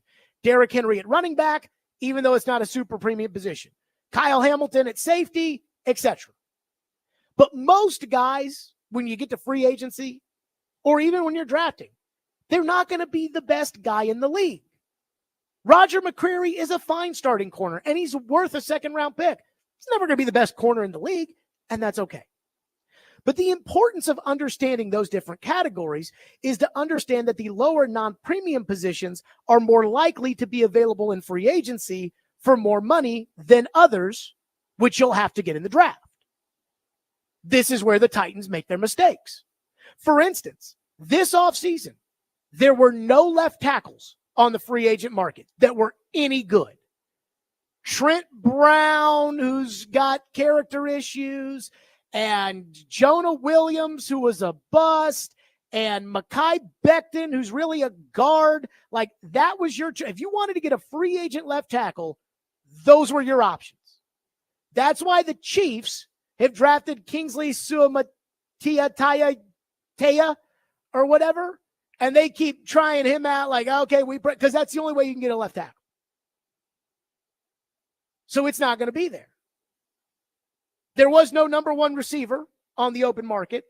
You had to sign a number 2 in Calvin Ridley to number 1 money, and you spent significant money on corner, center, and you left that right tackle spot open because, well, again, there weren't a lot of right tackles because that's a premium position. So what could the Titans have done to maximize the value for the positions with the assets they had, the money they spent, and the draft picks they used? Well, think about it like this. Over the last 2 years, again, forget about John Robinson, since him, the Titans have had 4 super premium picks in the NFL. 7, 11, 33, and 38. The problem is the Titans only used 2 of those super premium picks on super premium positions, which means the guard that they drafted at 11 has to be a Hall of Fame caliber player, or they should have traded down and gotten a guard later and picked up extra assets, or they should have picked a better player at a more premium position. The defensive tackle, Tavondre Sweat, which, again, he's been impressive in some regards, but not in the premium element of defensive line play, which is affecting the quarterback. Thus, a run-stuffing DT is not a super premium position. You can go get that in free agency. There was tons of that to be had, including you signing Sebastian Joseph Day, who is a good player.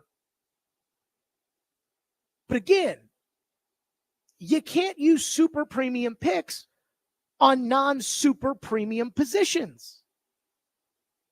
And it's easy for any closed-minded thinker or Kool-Aid drinker to say, or as I'll call them now, our team is always righter. It's always easy to say, well, what could they have done? What could they have done differently? But there is an answer to that. So let's use this year's draft. We've talked a lot about the fact that the Rams traded for one pick behind the Titans, a future second-round draft choice, and they moved down to 52 in order to move up and get Braden Fisk. So we've said, hey, that could have been available for the Titans. The Titans could have gotten the same caliber player in T'Vondre Sweat by signing a free agent DJ Reader from the Bengals for about $8 million. Again, $8 million because a run-stuffing DT is not a super premium position. DJ Reader is one of the best in the NFL at that. One of the best. $8 million. Then you make the trade with the Rams. You move to 52, and at 52, there were 3 right tackles available, including Roger Rosengarten, who is the starting right tackle and has played well for the Baltimore Ravens. Now you've got your right tackle, and you've got a pick for next year, which right now is the Rams pick. Ian, I don't know if you've noticed this, but the Rams haven't been very good this year. No, not really. Right got a now, lot if the of draft injuries. were held today, the Rams pick that you would have acquired would be the 35th pick in the draft. So what the Titans did was they allowed Danico Autry to walk, drafted T'Vondre Sweat, and decided we're going to ride with Nicholas Petit-Frere, a.k.a. PT. PT at right tackle. As Dr. Phil would say, how's that working out for you?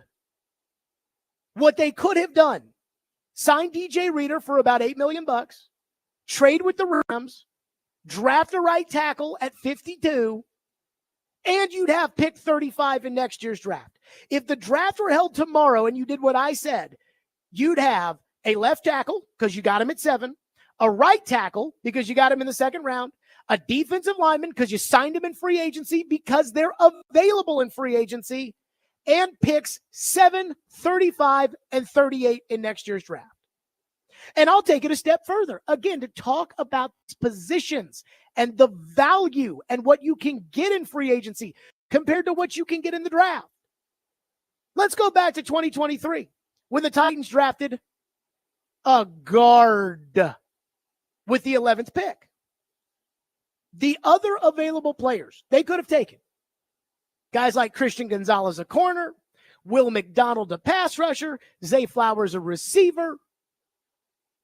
Take one of those guys. Now, all of a sudden, you can get your guard later in the draft and get a guard in free. There's always guards in free agency. John Runyon's kid was out there. Hunt from the Dolphins was out there. You can get those guys in free agency. Can't get a right tackle. Can't get a star pass rusher. But you can get those guys. So if you had drafted one of those guys, let's say Christian Gonzalez. If you had drafted Christian Gonzalez at 11 and not a guard, then you wouldn't have had to pay one of Chidobe Awuzie or L'Jarius Sneed, which would then give you more money to go sign other positions that are not premium positions because those are available in free agency. Value, value, value. Guys don't let left tackles get to free agency. They don't let right tackles get to free agency. They don't let great pass rushers get to free agency. They don't let quarterbacks get to free agency. And outside of you trading A.J. Brown, they don't let number 1 receivers get to free agency. And over the last 2 years, the Titans have been absolutely horrendous when it comes to the value. Drafting a guard, signing a running back, signing, again, positions that quite frankly, you can probably get cheaper, more replaceable, easier, etc. So if you draft the wrong position, and in the case of Skoronski, you draft the wrong player, now you're really up a creek. If you draft the wrong position, but maybe the right player, because Tavondre Sweat might be one of the best run-stuffing DTs in the NFL at some point in his career. So let's say Sweat's really good. He'll never be worth the 38th pick if he doesn't hit the quarterback, but okay, he's a great run-stuffing DT. But now you've missed on the value. And that's why you're in a jam where it's like, well, I mean, what could we have done at right tackle? Again, those are drafting positions, or those are positions where if you're going to get one in free agency, they're not going to be the best guy in the league. They're going to be starting caliber, and you're going to be paying top of the market, but that's okay because that's the point of free agency. And this will never stop. If they continue to pat themselves on the back and you continue to pat them on the back for drafting non-premium positions and for drafting and signing positions that, again, you can get that in free agency. You don't need to pay $28 million for it. You can go ahead and get that in free agency. You don't need to draft at 11th. That's why you'll never hear me complain about J.C. Latham, even if J.C. Latham never makes the Pro Bowl. If J.C. Latham is the Titans left tackle for the next 6 years, you will never hear me complain.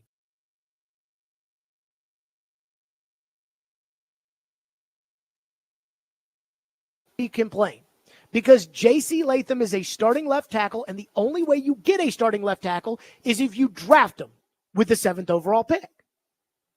Value. Man, Jared, I just don't get it. We spent all this money and we still suck. Why? Because you're not spending appropriately. You're not drafting the value appropriately. And again, it never changes if everyone just keeps patting them on the back and making excuses and saying, well, what else could they have done? 615-737-1025, which is our phone number, 615-737-1025. Now, let me have a follow-up on this. Because there's one decision that you're not going to hear me criticize. And everybody else will criticize it the second the Titans give up on it. And I'm not criticizing it. I haven't criticized it one time, and I'm not going to. We'll get to that next. 615-737-1025 here at Stillman and Company, 102.5, 106 for the game.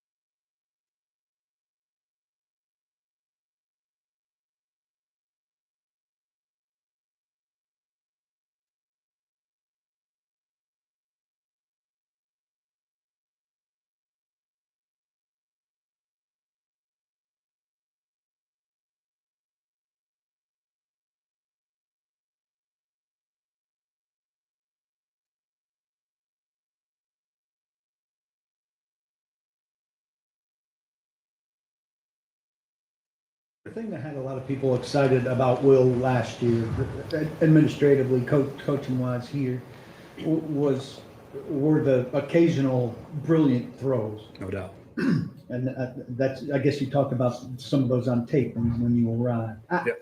Outside of maybe the 40-yard touchdown against the Jets that he snuck between two defenders, how many of those kinds of throws do you feel like he's made this season?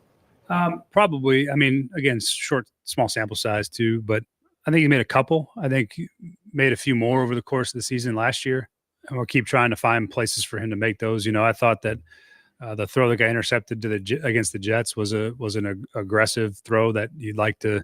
Had you come down with it, you feel pretty good about. He made a really nice throw to Calvin on a bench route in that game too, late in the game. Beautiful timing and anticipation, accuracy. And he's thrown a couple other balls that may not be as exciting as some, but are still really, really good throws. So, yeah, I mean, we're still trying to find ways to unlock that too, try to get more balls down the field, a little more explosive when we can. But, yeah, those are the things that makes Will an exciting player, and got to keep finding ways to let him do that. Those are the things that we're excited about with Will Levis, baby. Let me say this. I've been going off on rants about how this morning Koharski, basically carried water for the Titans and said, I mean, it's the best they could do this offseason, which is not true by any stretch of the imagination.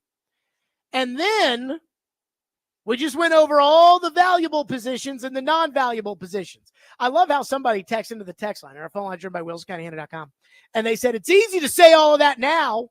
And Ian, I had to respond, and I said, you mean to tell me that this is the first year hearing of us banging on them for drafting a guard with the 11th overall pick? Because I'm pretty sure I had a meltdown the second it happened. I said, don't you draft a guard. In fact, Ian, I think that was my response when they drafted. I was like, a guard. I think that might be true. I couldn't believe it. Drafting a guard with the 11th pick. Tell me you're a moron without telling me you're a moron. Draft a guard at 11. Is this the first year hearing of us saying right tackle is an important position? I didn't go to MIT like Chad Brinker's analytics department, but I did do this show every day with somebody who's pretty good at picking players for 4.5 years. And he said you had to have a right tackle. So don't act like all this is new. But there's one move the Titans made that I'm going to tell you right now I will never criticize. And it was the move to trade up for, to draft, and even committing to this past offseason, Will Levis. You will not hear me criticize that move. I will criticize the Tajay Spears draft pick until the cows come home, because I don't ever see why a team that has Derrick Henry at running back needs to use a top 100 pick on a running back and then go out and sign another running back. That does not make any sense to me. By the way, do you know that Jeremy McNichols has 3 touchdowns this year for the Commanders? I did, actually. You can get that in free agency for minimum salary, the same minimum salaries that Jeremy McNichols and Dontrell Hilliard made around here. So you'll hear me criticize that, and you'll hear me criticize the guard at 11. And until Tavondre Sweat starts getting to the quarterback, you'll hear me criticize that too. But you will not hear me criticize the Will Levis draft pick. And I'm going to tell you why. The only way you get a legit quarterback is if you draft him. It's the only way. How'd the Chiefs get Mahomes? How'd the Bills get Allen? How did the Ravens get Jackson? How did the Texans get Stroud? How did the Commanders get Jaden Daniels? Now look, I love my guys like Jared Goff and Sam Darnold when everybody craps on them when they're down, but I don't think you can win the Super Bowl with Jared Goff at quarterback, and I don't think you're going to win the Super Bowl with Sam Darnold in Minnesota. We went through that. It was called Tannehill. The only way you get an elite quarterback is by drafting him. And it doesn't matter if you draft him in the first round, second round, 7th round, doesn't matter. So when it came to Will Levis, I mean, he had legitimate first-round talent. Now, the stuff between the ears and in the heart, I don't know that stuff. And I wasn't privy to that kind of information. I don't have a team psychologist that sat down with him. I can only go off of what the public perception was. But I watched his tape, and he was worth a first-round pick. And so when you didn't take him at 11, you took a guard, which is appalling. But when you didn't take him at 11, but he was there at 33 and you could trade up to get him and you didn't have to mortgage the farm, that's not a bad choice. Even if he ends up being terrible, which he is right now. But you won't hear me criticize that. Because that is how you get an elite quarterback. And you miss 100% of the shots you don't take. So you will never, ever hear me criticize that. Even the Carolina draft choice, which just looks to be terrible now, the Bryce Young trade. If Bryce Young was what C.J. Stroud is, Carolina might be justified in making that move. He's not, so it's not. But again, and I wouldn't have made that trade because I didn't like Bryce Young that much. But if you think somebody can be a franchise, you do it. So when you're like, oh, you're just looking to criticize them, no, because you won't hear me criticize the Will Levis thing. You will not hear it. One texter into the text line. You know what? Let's get to your phones next. 615-737-1025 is the phone number. 615-737-1025 here on the program. This is Stillman and Company. Let's talk Hiller Plumbing, Heating, Cooling, and Electrical. That's right. I had Hiller at my home today. They took care of two things. Today was an electrical thing. Had some LED panel lights put in the house today. They had some wiring. I mean, it looks phenomenal. And it didn't even take them long either. And how about this? I scheduled it for this afternoon. And my girlfriend was going to go home because they called me. They said, we can send somebody out right now. I said, go ahead. And they were gone, about an hour and a half, 2 hours later. It was great. That's why I love my friends at Hiller. And it's spooky season and everybody is thinking about Halloween. And this month it's all treats and no tricks with my friends at Hiller. I've already gotten treats. During spooky season, get good fall giveaways like a free Blackstone griddle or Solo stove or Yeti Tundra cooler with select home upgrades. Or enjoy $99 specials like an HVAC tune-up. Visit happyhiller.com today for all the details. That's Hiller Plumbing, Heating, Cooling, Electrical, proud supporters of the Preds, the Vols, and Vandy. Hiller, call the Happy Face Truck today.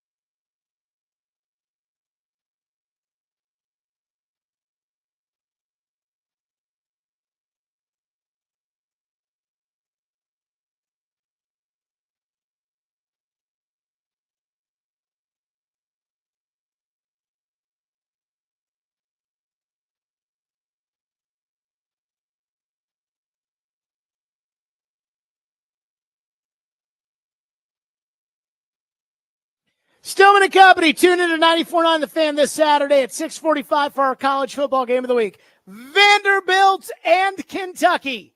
Well, it's a big one for Vandy. Presented by Twin Peaks. Take your tailgate to Twin Peaks, home of 29-degree drafts and wall-to-wall sports. So let's get to your phones. One texter, I just don't understand. One texter said, Jared, you are the worst kind of disingenuous. I mean, I'd like to think that I'm pretty honest. You know, if I don't like something, I say it. If I like something, I say it. I mean, again, Vanderbilt beat Alabama. Did you hear us criticize them on Monday? Nope, because there's nothing to criticize. Jared, you are the worst type of disingenuous. How many times have you criticized the Titans for drafting Levis in the second round? A lot. Ian, you've been doing this show since Will Levis was drafted. Been doing this long before that. Did I ever knock the pick of Will Levis in the second round? I remember, mostly what I remember is I love Anthony Richardson. I like Will Levis. That's what I kept saying before the draft. I would have been fine taking Will Levis at 11, and I still wouldn't criticize it right now.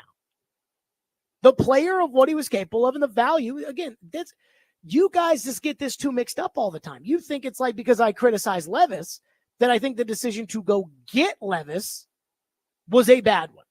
And that's not what I said. And I'm not backing off of that.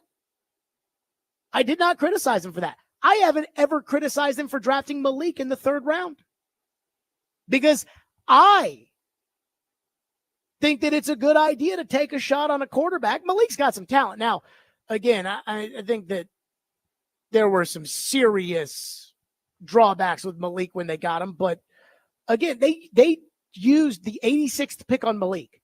You can bust on the 86th pick. That's when you take chances, is the 86th pick. Unbelievable. Tex says, how many times have you dismissed the Titans for getting their quarterback in the second round instead of the top of the first? If they had loved Levis so much, why didn't they pick him instead of drafting a guard at 11? Well, again, that just tells me that the Titans, when they're sitting there ready to tell you that they love Will Levis like he is a first-round pick and they're going to treat him as such, doesn't actually mean that that's what they thought. Again, I told you, I liked him. They didn't love him. They spent an entire offseason telling you that they loved him. Amy told the fans, we got a good young quarterback when she fired Mike Vrabel. So if you had gone into this thinking that it was anything more than 50-50 at best for Levis to make it, then you're lying to yourself, and the Titans didn't think that when they drafted him. But again, when you take a guard at 11, and I think the bigger thing too is the fact that they did take the guard at 11. It's like, God, you guys must have loved that guard. And he's not even that good, which is just unbelievable. One texter says, the one take I liked this morning was how they want Burks playing less snaps and how there's a glaring lack of young, talented players on the team, unlike the rest of the teams in the division. Well, I mean, I don't know what to make of that. Like, Burks is a bust. And that's the thing. Like somebody said, now you don't criticize the Latham pick, but you did when it was made. Right. Because I didn't think J.C. Latham could play left tackle. I thought J.C. Latham was going to be a bust. Now it looks like J.C. Latham can play left tackle.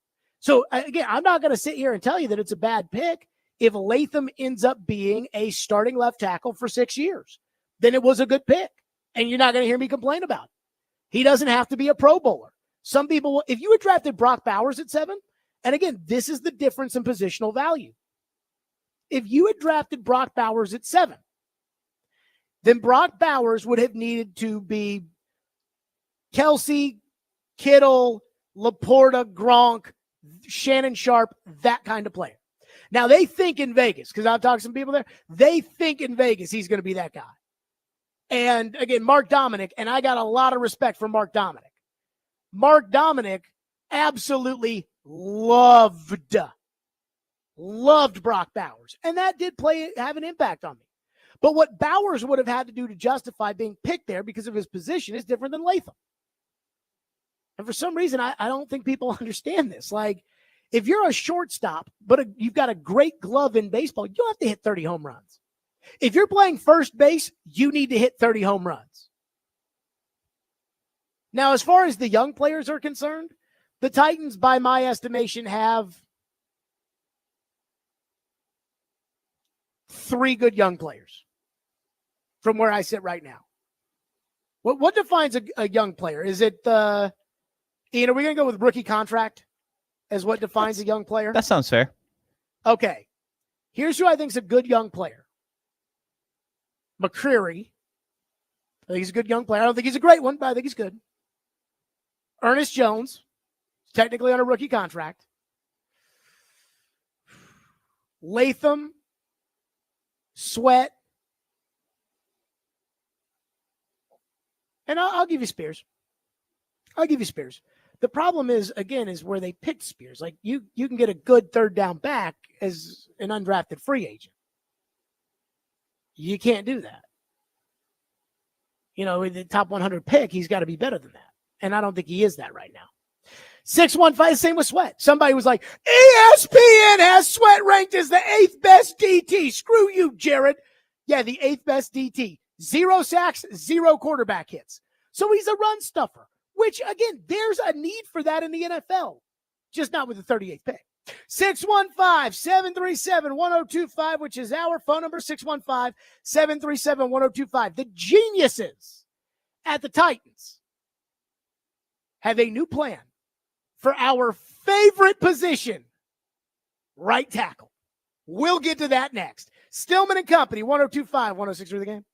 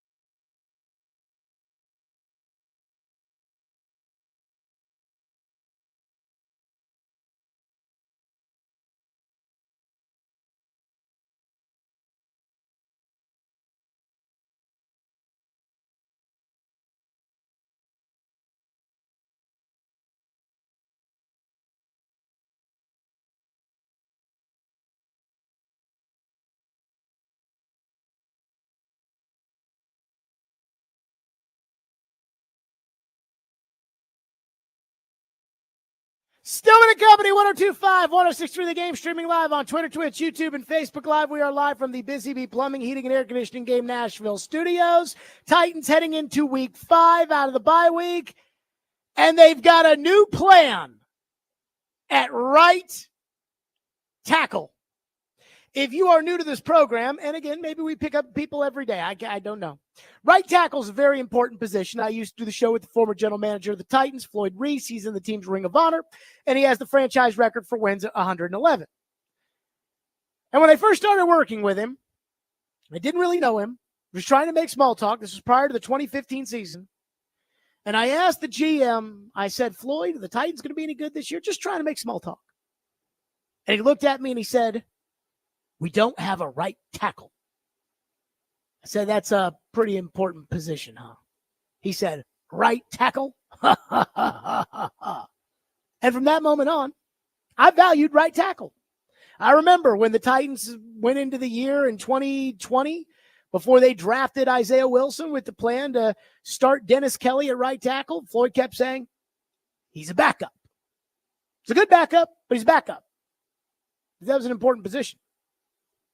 Well, for the last 3 years, the Tennessee Titans have not seemed to care about right tackle. Doesn't matter who the general manager is. Apparently doesn't matter who the coach is. Brian Callahan got the job. That story I just told you, I told him. And then they went into the offseason, and they didn't give a rat's ass about right tackle. They didn't have a right tackle. They didn't have a left tackle. They addressed one. So now they have a new plan.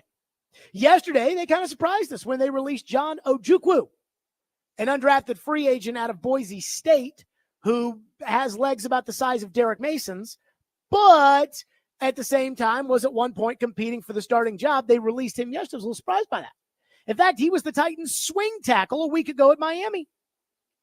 But they did it because today they decided to elevate Leroy Watson from the practice squad. And today Brian Callahan says, it's not just to be a backup off the practice squad. He might have a shot to be the right tackle. We cut John Joku off the active. We will be signing him back to the practice squad. We'll elevate Leroy Watson to come get his competition at right tackle. He's going to get a chance to compete and to see what he's got. And I think that's the right move for our offensive line and for our team is to see what he has and what he can help us, where he can help us. And he's done a nice job. He's obviously familiar with the little bit of the system to some degree with him at the time in Cleveland, but it's just an opportunity for him, and we'll see what he does with it. A split situation this week. Yeah, as best we can. I mean, they'll both work, and we'll see where we end at the end of the week. Jump that one a little bit, but okay. So they're going with Leroy Watson to split reps with Nicholas Petit-Frere, a.k.a. PT over at right tackle. That's their new plan. A guy that 6 weeks ago wasn't good enough to make the active roster. 5 tight ends made the team, but this guy wasn't good enough to make it, and now he's the plan at right tackle. So we started off with the offseason. Blank slate, got all this money to go spend, draft picks to use. And I told Brian Callahan, the right tackle star, I said, you got to get a right tackle. And they said, no, we're good. Their plan was to go with PT and Jalen Duncan. I said, are you sure? Brian Callahan was like, these guys have traits. And we think with these traits, we're something that we can use them. So they didn't sign a right tackle. They didn't draft a right tackle. Not even a backup guy. Say, okay, let's go. They brought in Jaron Christian. They cut him out of camp. So then they go into the offseason program thinking PT and Duncan are their answer at right tackle. Then because neither guy was available, they had John Ojukwu at right tackle and put him into the mix. So going into training camp, it was PT, Duncan, and Ojukwu. Now, I knew they all stunk, and I did not accept that for 1 second. But Titan fans, they didn't want to hear it. They didn't want to hear the right tackle story again. They didn't want to hear that PT and Duncan and Ojukwu couldn't do it. They told me, Bill Callahan will fix it. Then, because Duncan and Ojukwu were terrible in training camp, PT was hurt, they just gave the job to PT. That's what happened. Then they lied. And they said they felt good about it. Remember Corey Curtis on the sideline during the last New Orleans preseason game? The right side of the line was something that they thought they could get by. Now they feel good about it. I never felt good about it because I know PT can't play. Then PT stunk. So they put Duncan in there against the Packers. And then that turned into Duncan and PT are battling for the job, where we started from the beginning. Then they played PT and deactivated Duncan. So obviously Duncan lost the competition to PT, who lost the job the week before. Then they released Njoku, who was the backup last week, and activated Leroy Watson, a guy, again, they cut out of training camp. So 6 weeks ago, they didn't think this guy was good enough to be on the team. 6 weeks ago, they didn't think this guy was better than PT. They didn't think this guy was better than Duncan. And they didn't think this guy was better than Njoku. And now he's battling it out for the starting right tackle position? Gosh. Who could have seen that coming? Wasn't Paul Kaharski? He said this morning, I thought PT was going to work. Couldn't be Joe Rexrode. They all drank the Kool-Aid, including the Titans, who smelled their own farts and thought it was perfume. And then my favorite part about all this still is to this day, Bill Callahan, Brian Callahan, they will not play Dylan Radins at right tackle. He's guard. He's okay guard. I mean, he's fine. But they will not play him at right tackle. Last year, the 6 games Dylan Radins played at right tackle for the last 6 games of the year was the best right tackling they've had since David Quessenberry, a replacement level player, by the way. But no. Bill Callahan says Radins can't play right tackle. And he says Daniel Brunskill, who played right guard, he can't play right guard. So guess what? It's going to be more PT. It's going to be PT and this. We're going to try some Scarbini out from the practice squad and see if it works. Newsflash, it won't. I was right about the first choice they made. I was right about the second one. I was right about the third one. I was right about the fourth one. And I know you don't want to hear that. So you're going to say, oh, yeah, always making a bunch of stuff. But then on Sunday, when we have another game like the Packer game, you're going to say, boy, I'll tell you, Jared Stillman was right about that, because it's not rocket science. So, again, here's what kills me. They won't try Radins over there. They won't put Brunskill at right guard. They won't put Brunskill at right tackle. They won't try anything other than just calling up the same old swap and spit that they've been doing since the offseason. And they won't do it because they have all the answers, apparently, even though it's obvious they have no answer when it comes to right tackle. And at this point, I've just decided this is just an organizational disgrace. From Chad Brinker to Rand Carthon to Brian Callahan to Bill Callahan, all 4 of those guys are culpable. It's not, well, it's his fault. This guy thought this and this guy. No. They went into the offseason. They had a look at what they were going to try to do for their team. And it is beyond obvious that they were not interested in filling the right tackle position. And if you want to say, well, they thought Nicholas Petit-Frere could do it, well, they thought wrong. There was no evidence that would suggest that Nicholas Petit-Frere could be a starting right tackle in the NFL. There is still no evidence that PT can be a starting right tackle in the NFL. So again, the 4 guys and all the money they spent in the analytics department and all the money they spent with the scouting department and all the money they spent on all this high-tech equipment for Bill Callahan and all the money they spent on Sadiq Charles for him to quit 3 weeks in a training camp and everything that they did. Not one of those 4 guys put their foot down and said, we have got to get better at right tackle. Not one of them. Not one of them said Jermaine Illuminor. Not one of them said Morgan Moses. Not one of them said right tackle in the draft. Not one of them. So at this point, it's an organizational disgrace. This isn't John Robinson's fault. This isn't Mike Vrabel's fault. This isn't Jason Hodeling's fault. This is their fault. And here we are, getting ready for the Colts game. I mean, again, I don't think you have a shot for the playoffs, but if you do win this week, you can actually kind of talk about playoffs. Like, you will. I mean, people will talk about the playoffs if they do this. But, again, I mean, it's common sense that you need a right tackle, and not one of those 4 people thought they needed one. And at this point, it's an organizational disgrace. They have all the answers, except they don't have a single answer. 615-737-1025 is the phone number. 615-737-1025 here on our program. We'll get to your phones on all of this next. 615-737-1025. Stillman and Company, 1025, 106 for the game.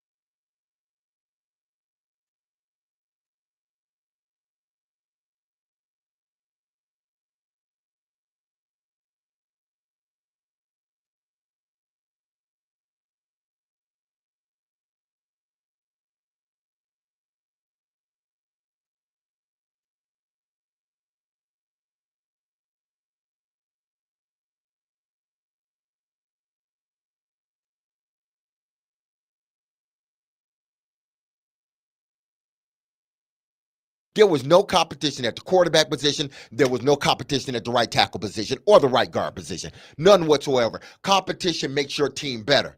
It seems like they were scared of that competition with Will Levis. No, bring somebody in here that's competent enough. And I'm not saying Mason Rudolph is a competent, but Mason Rudolph doesn't scare Will Levis in taking his job. He doesn't. And I'm just speaking facts. There you go. That was Derek yesterday. I heard that and I was like, thank you. I mean, there's no competition at right tackle. There was no competition at right guard. And they lied to everybody and said there was. And I got to tell you, I'm tired of the Titans lying. Like, I'm tired of the Titans. It's so weird. I am convinced this is because Amy's not around all the time. Again, I think she spends half her time in Texas, half her time here. Maybe more in Texas. I don't know. That's her business, not mine. But because she's not here, everybody wants to be the favorite in her eyes, and she can't see it for herself. So it's all a constant game of, hey, let's get good things written about us. Let's get people talking about us in a good way. You know, she's going to watch the preseason game and say, oh, yeah, hey, they said good things. That's my theory. But again, they could talk about how it was a competition. Rand Carthon said, you know, hey, Jeffrey Simmons came in my office and he said that the right side's doing great. And now for some reason, people hear that and they're like, phew, good. There we go. But that doesn't make it true. And Derek's like, there was no competition. Talk about competition. We want competition on our team. There's no competition. One texter into the text line says, this is the 37th time I have heard the right tackle story. I replied to the texter and I said, blame them, not me. At some point, don't you have to go get a right tackle? Like, I understand the idea of the Titans in 2021 drafting Dylan Radins in the second round, hoping he could play. Again, not every pick you make is going to be good. We assume they're going to be good, but it's usually about 50-50, and that's for the good picks. Dylan Radins was not ready right away. And because he wasn't ready right away, the Titans had three other options to play right tackle. David Quessenberry, who had started at left tackle after Taylor Lewan tore his ACL the year before, Kendall Lamb, and Ty Sambrailo. And they ended up working out. They ended up going with Quessenberry, and it worked. And all of a sudden, ever since then, the Titans have figured, it's just not an important position. And ever since they did that, they've been losers. So maybe at some point, they would try to maybe change it up a little bit. And yet, it doesn't matter who the GM is. It doesn't matter who the coach is. It doesn't matter who the president of football operations is. It doesn't even matter what the president of football operations does. And apparently, it doesn't matter who the offensive line coach is. Keith Carter of the Jets, he might be the worst offensive line coach in the league. Bill Callahan might be the best offensive line coach in the league. And it doesn't matter.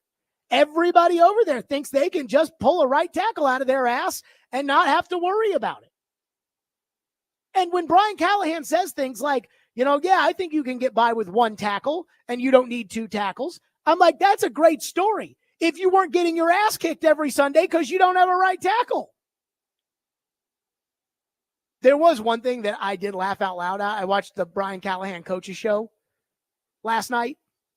So they had Jeffrey Simmons mic'd up on the sidelines, Ian, and it was Simmons talking to Devondre Sweat. I heard some of Sneed's mic'd up, but not Simmons. So Simmons was talking to Sweat about Aaron Brewer. And he's like, I told you, all you got to do is just overpower him and it'll work. Just trust me. I've done it 1,000 times in practice. You just got to overpower him. It'll work. And Sweat was like, yeah, I'm doing it. I'm trying it, whatever.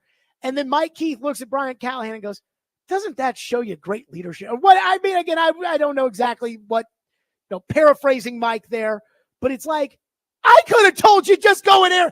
Aaron Brewer's 270 pounds. I watched him every week. He sucks. I watched you guys try to defend him.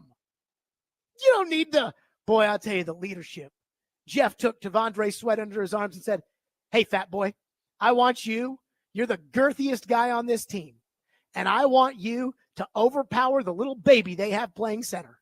Boy, that's rocket science. The day the schedule came out, I was like, I want to see that big butt on Aaron Brewer. But in Titanland, it's like, it's just, it's hilarious to me. It's hilarious. One texter says they won't move Radins to tackle until they sign an extension with him at the guard rate. Man, the Titans don't think like that. What are you talking about? The Titans do not think about valuing players and signing them and getting ahead of it. They don't. Please. The Titans do not think like that. If they thought like that, they would have signed Danico Autry to a contract extension. Now, it wouldn't have helped them so far because Danico's been suspended for the first 6 games, but it would probably help them starting next week. But the Titans, they don't have any interest in getting out in front of things. The Titans want you guys. The Titans do what Vandy used to. And I don't think Vandy's doing it anymore. It's easy to say the week after they beat Alabama.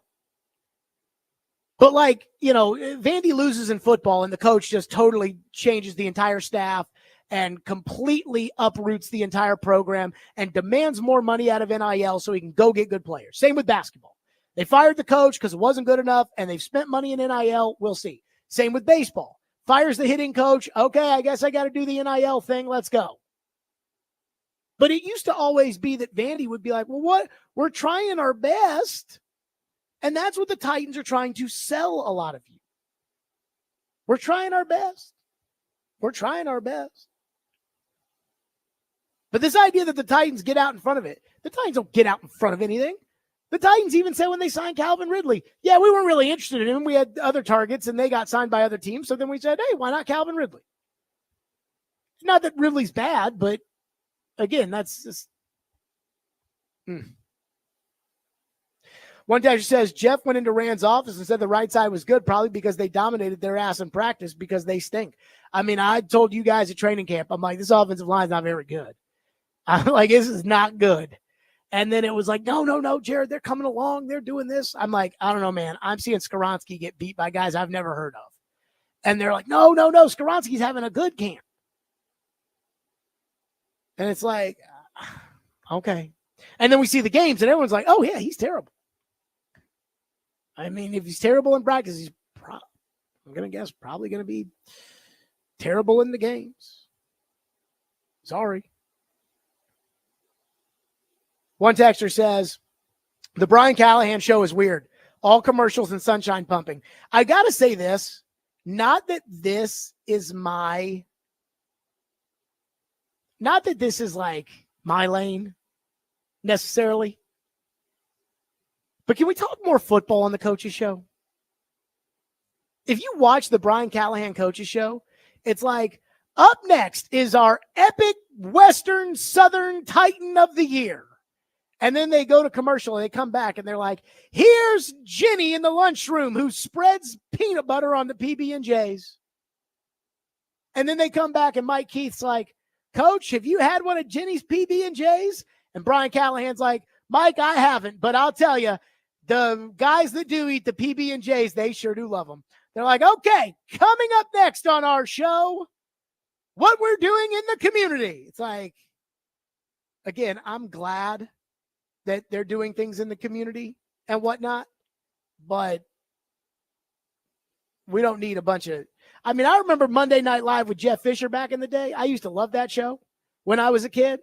I'll never forget USC lost to Washington State and Jeff Fisher put 3 guys on the injury report, Jason Gesser, Lamont Thompson, and I can't remember the third guy. I think it might've been Ryan Long.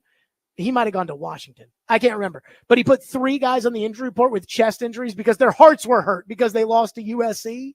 And like they used to laugh and they had an audience and they joked, they talked ball. And so if I did have a criticism, Brian Callahan is certainly more open to talking ball, but if I did have a criticism, I'd say, let's talk some more ball. That's all I ask for whatever it's worth. One texter says, Jared, the inability of the upper management of this organization or its chosen staff and coaches to build a competent offensive line over the last 3-year period proves by itself that this is a very mediocre loser organization and has been almost since the beginning. Look at the rapid turnaround of the teams. Ironically, Houston, they are a loser organization, and it's not looking good for the new stadium PSLs and season tickets. Well, they got the stadium PSLs, like the I guess the bulk of it done, so you can't argue that. But I would say it's hard for me not to view the Titans as a losing organization right now. I mean, the Titans will go tooth and nail to defend bad players and bad coaches and bad GMs, but they fire the guy who's winning because it's not good enough. And it's like, that's what losers do. They react ridiculously. It's like, well, Jared reacts crazy all the time. Jared reacts crazy all the time because for 3 years he's been telling you to get a right tackle and you won't do it. And now you're going to try to tell us Leroy Watson is going to be the answer. Okay. 615-737-1025. It's Stillman and Company, 1025-1063, the game.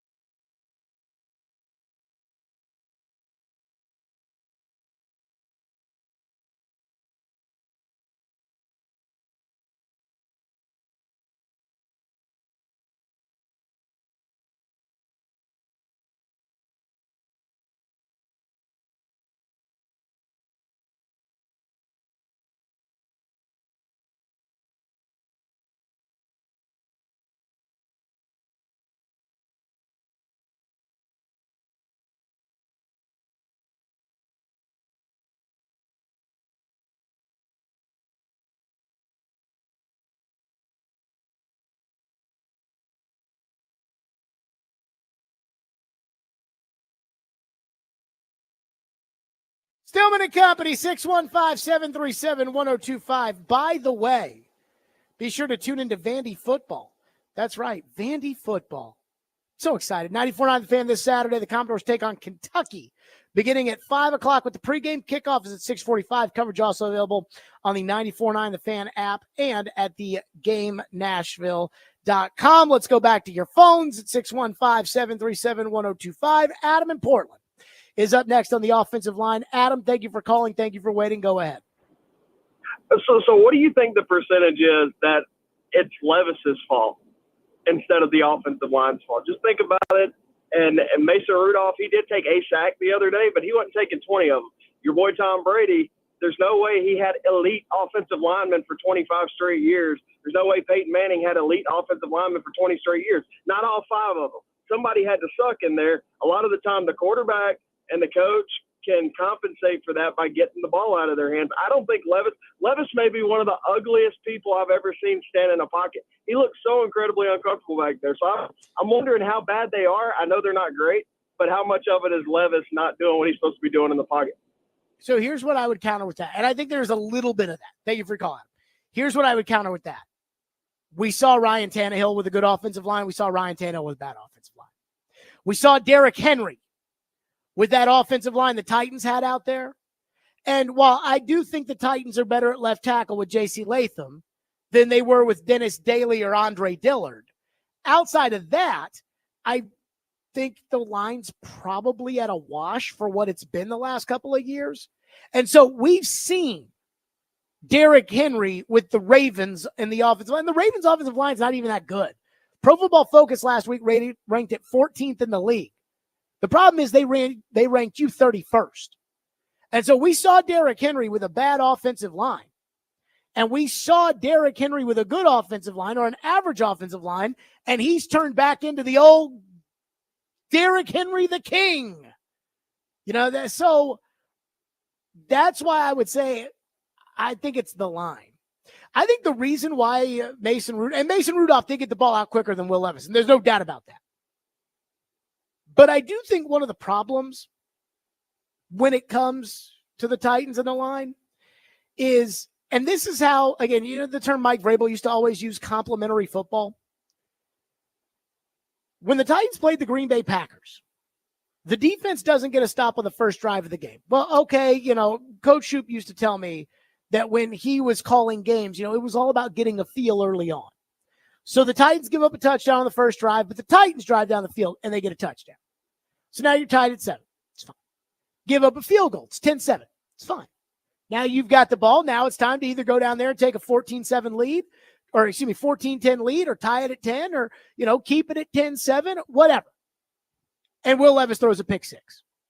And now you're down by 10, and now you're throwing, and now on 3rd and 8, Levis is going to stand in there waiting for guys to run 9 yards down the field before he throws the ball, because you got to get that first down. Whereas when you're ahead, you can look at a 3rd down like that and say, hey, if we don't get it, we can throw it short and see.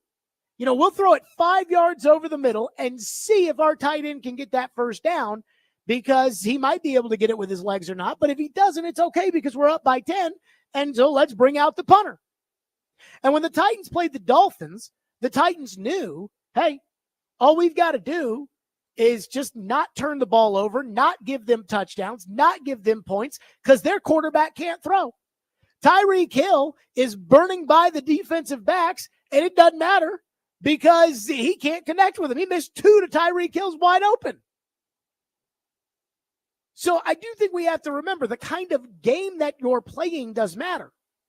And that's where, again, you want to say, how much does Levis hurt the line? Well, when Levis is throwing interceptions and now they're pick 6s and you're down, yeah, it hurts.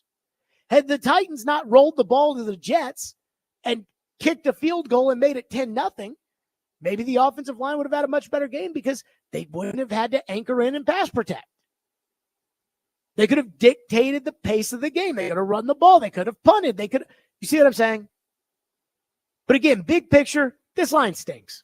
Most lines in the NFL stink, but your line especially stinks. Last week, Pro Football Focus ranked it 31st in the league and said, even though Tony Pollard had 88 rushing yards, and I don't know what Spears had, but he had a touchdown, that even though Tony Pollard had 88 rushing yards, the Titans offensive line was responsible for negative 0.4 yards. Negative 0.4. Which meant that Tony Pollard was getting a hit in the backfield and then making something of it. Your line stinks.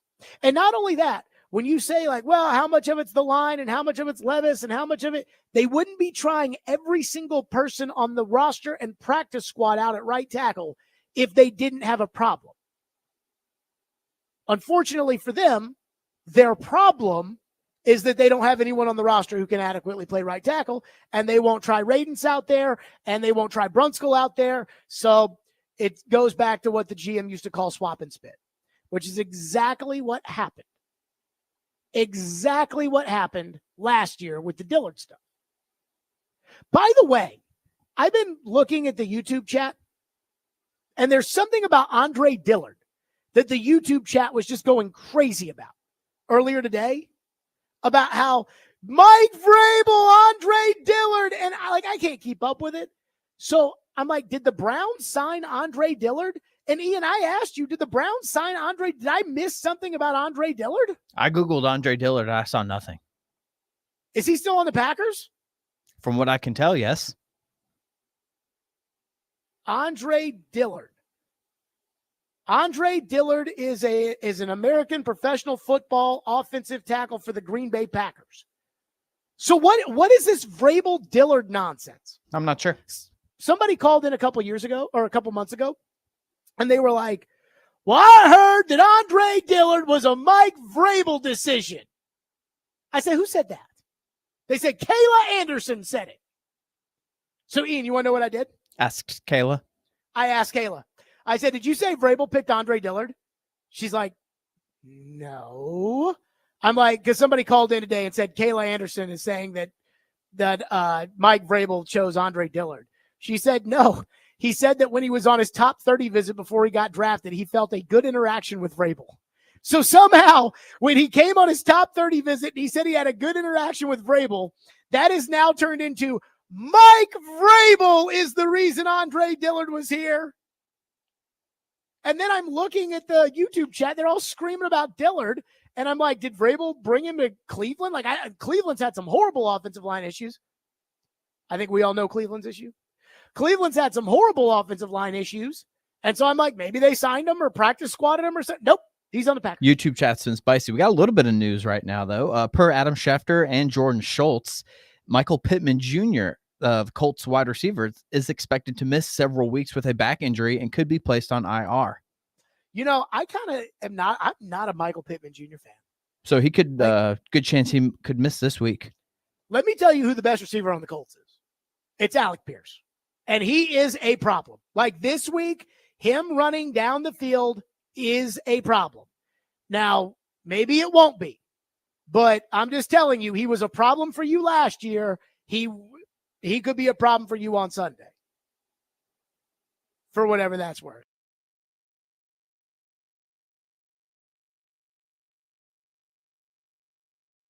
Conklin walk and drafted Nicholas Petit-Frere, a.k.a. PT. Well, yeah, I mean, you can do whatever. I mean, how long until it's not his fault anymore? Like, they've had 2 off seasons where they could have addressed right tackle and they didn't do it. Yeah, it would have been great if Isaiah Wilson had panned out. If it had, John Robinson would have a job. Also, on the Jack Conklin stuff, everybody acts like the Titans made some horrendous decision with Jack Conklin. The Titans offered Jack Conklin similar money to the Browns. Jack Conklin said no because he was mad that the Titans declined his 5th-year option, which was the right decision given the injuries that Jack Conklin had been through and was covering from at the time that they made that decision. And the Titans thought they were going to go into the 2022 offseason, the 2020 offseason with 2 tags, a franchise tag and a transition tag, because there was no CBA. And the weekend before the CBA was set to expire and free agency was set to open, they reached an agreement where there was only 1 tag to be had, and so the Titans used it on Derrick Henry. And I think that's probably the right decision. But again, how long does it have to be? How long until it can be their fault for not being interested in Jermaine Illuminor or drafting a right tackle or trading for Morgan Moses or Mike McGlinchey, who wanted to be a Titan? And the Titans weren't. How long does it have to be before it becomes their fault? Because I can do all this. I can sit down there and we can blame, John Robinson didn't draft Mahomes. It's his fault. Like we can do that. I mean, I just don't know how long we're willing to do all of that for. 615-737-1025, which is our phone number, 615-737-1025 here on our program. So there's something that is like, it's cool, but it's cool, but I don't know if I like it. I don't know if I like it. We'll get to that coming up next. 615-737-1025 here on our program. 615-737-1025. Stillman and Company, 1025. What is the game?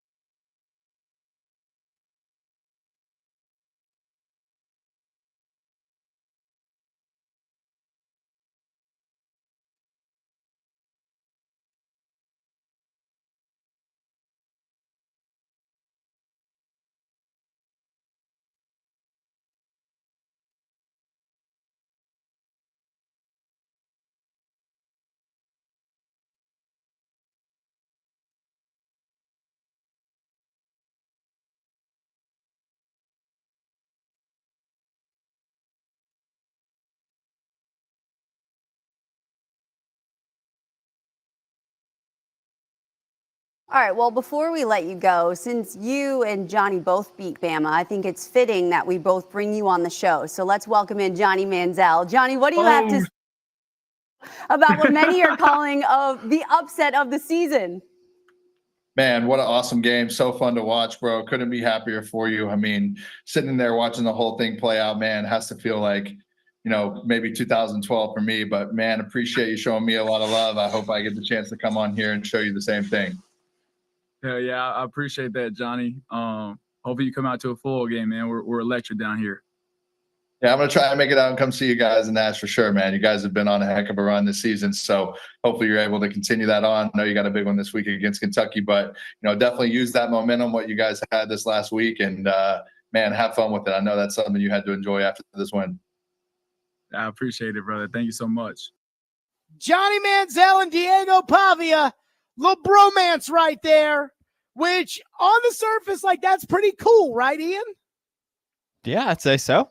That's pretty cool. Hey, Johnny Football's coming on, and he and Diego, and they're now, I just saw this today, but it might have been tomorrow or yesterday. I don't know when this video, when they had him on ESPN and when they shot it. And so I don't want to sit there and say, I'm thinking it was, let's see, ESPN posted this on Twitter at 2:00 today, which makes me think that was today. And I'm not here to rain on anybody's parade. It was great what Vanderbilt did. The guy from Hiller that came to my house, we did some electrical work today, came to my house. He was like, well, how about that Vandy win? And I get it. But Ian, I'm starting to get a little worried. Too much rat poison? Rat poison. I'm starting to get a little worried about it. Clark Lee has said all the right things. He came on our show Monday, and he was talking about Kentucky. Yesterday at the press conference, he said, look, we've told our players that, if somebody comes up to you in class and congratulates you, be gracious of their support. But inside our building, we're done with Alabama. We're on to Kentucky. And so I'm a little torn. If that was today and Diego Pavia is doing ESPN interviews talking about the Alabama game still, there is a part of me that's thinking, and I'm torn for two reasons. Because on one hand, I'm like, how often does Vandy get the opportunity to be in the spotlight? And, we talk about marketing opportunities for Vanderbilt and getting people to believe in Vanderbilt and all of those things. And yet at the same time, one of the big criticisms that Paul Feinbaum had of Kalen DeBoer last week was, he goes, he's coming on my show on Wednesday to talk about the Georgia game. Jalen Milroe is going on SportsCenter on Thursday, and they're still talking about the Georgia game.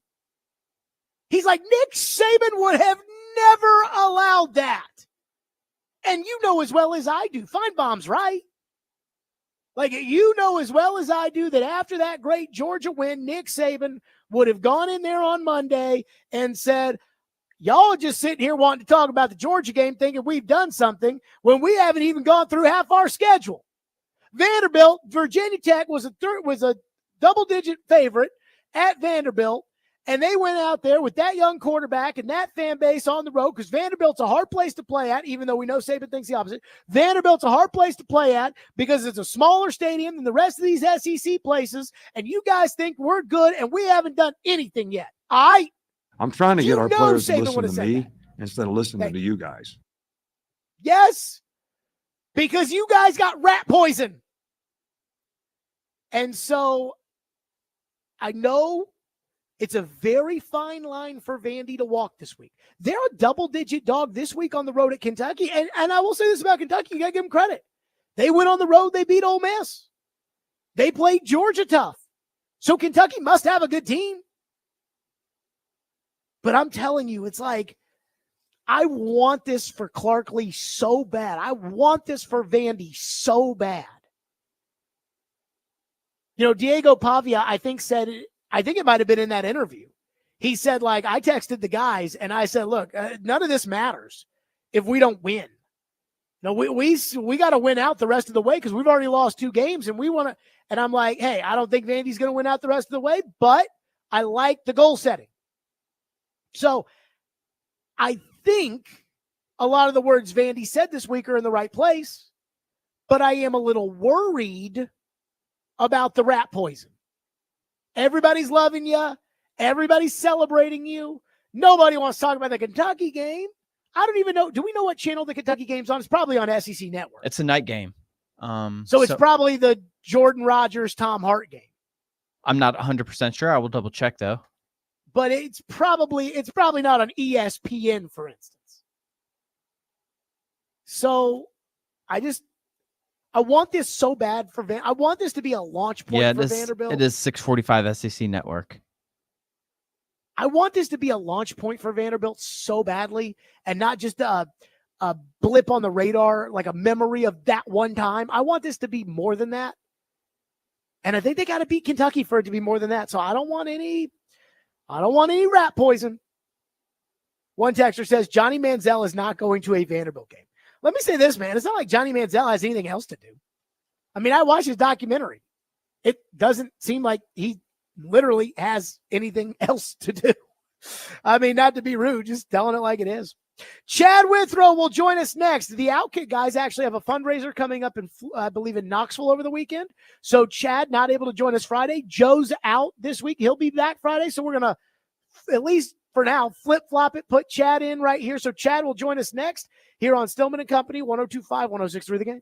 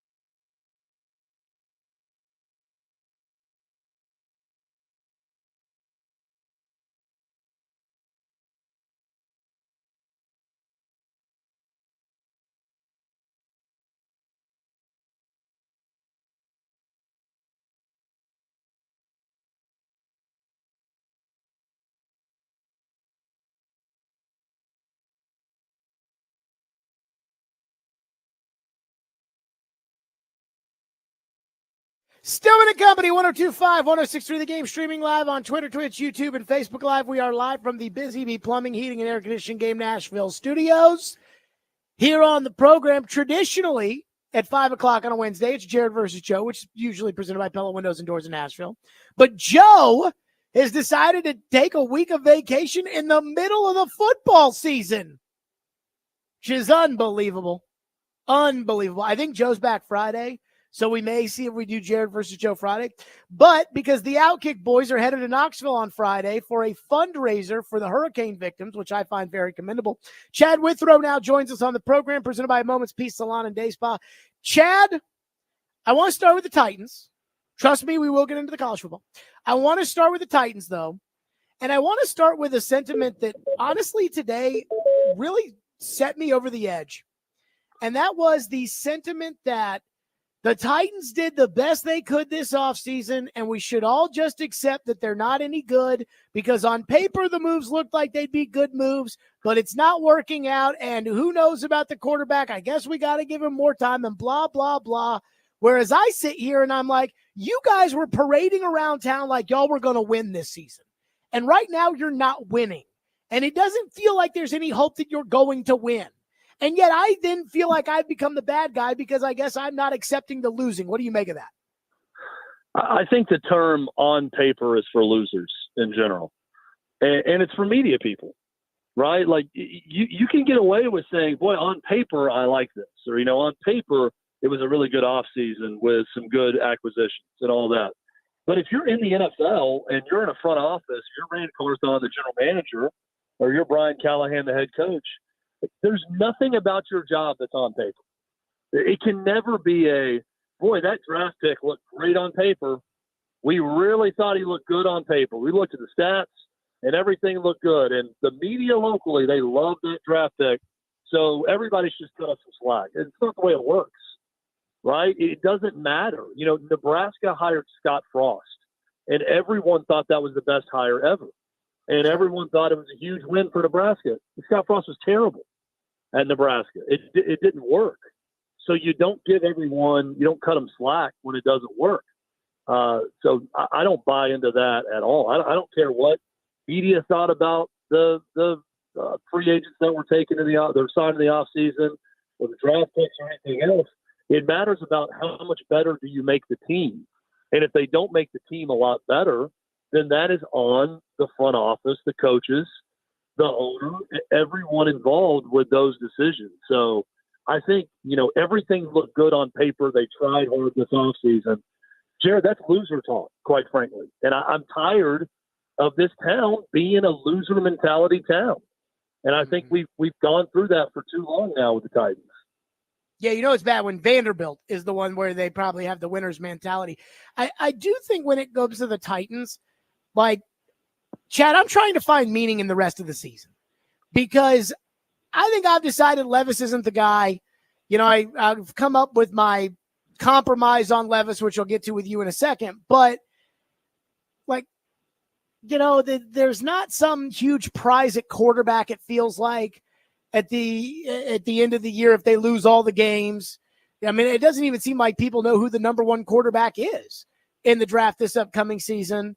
And yet I don't really see them improving much this year. Maybe they win 4 games, 6 games, but what does that do for you? What does winning 8 games do for you? Like, what am I this wrong at this point in the year to be this resigned in the beginning of October to say, what is the meaning of this season? No, I don't think you are. Look, in college football, I think there's always meaning. Because, you have a coach or a staff that's trying to keep everyone together. You're trying to lure more recruits out of the portal in. You're trying to sell a recruiting class. You're trying to establish culture. There's always something to play for, even if it looks awful or you've lost 2 or 3 games or you don't think you should have. There's always a reason to keep playing, and there's always meaning at the end of a college football season. Maybe if you get to 6-6, which is a huge win for some programs, just to get to a bowl game at the end of the season. So there's always meaning. I don't feel the same way about the NFL. I think there are plenty of seasons where you get halfway through it, and there's very little meaning after that, other than when you win, it gives you a worse draft spot. and we're headed that direction for the Titans. The whole meaning of this season to me was, let's see if the quarterback can play. Let's see if the coach can coach. And I'm already out on the quarterback.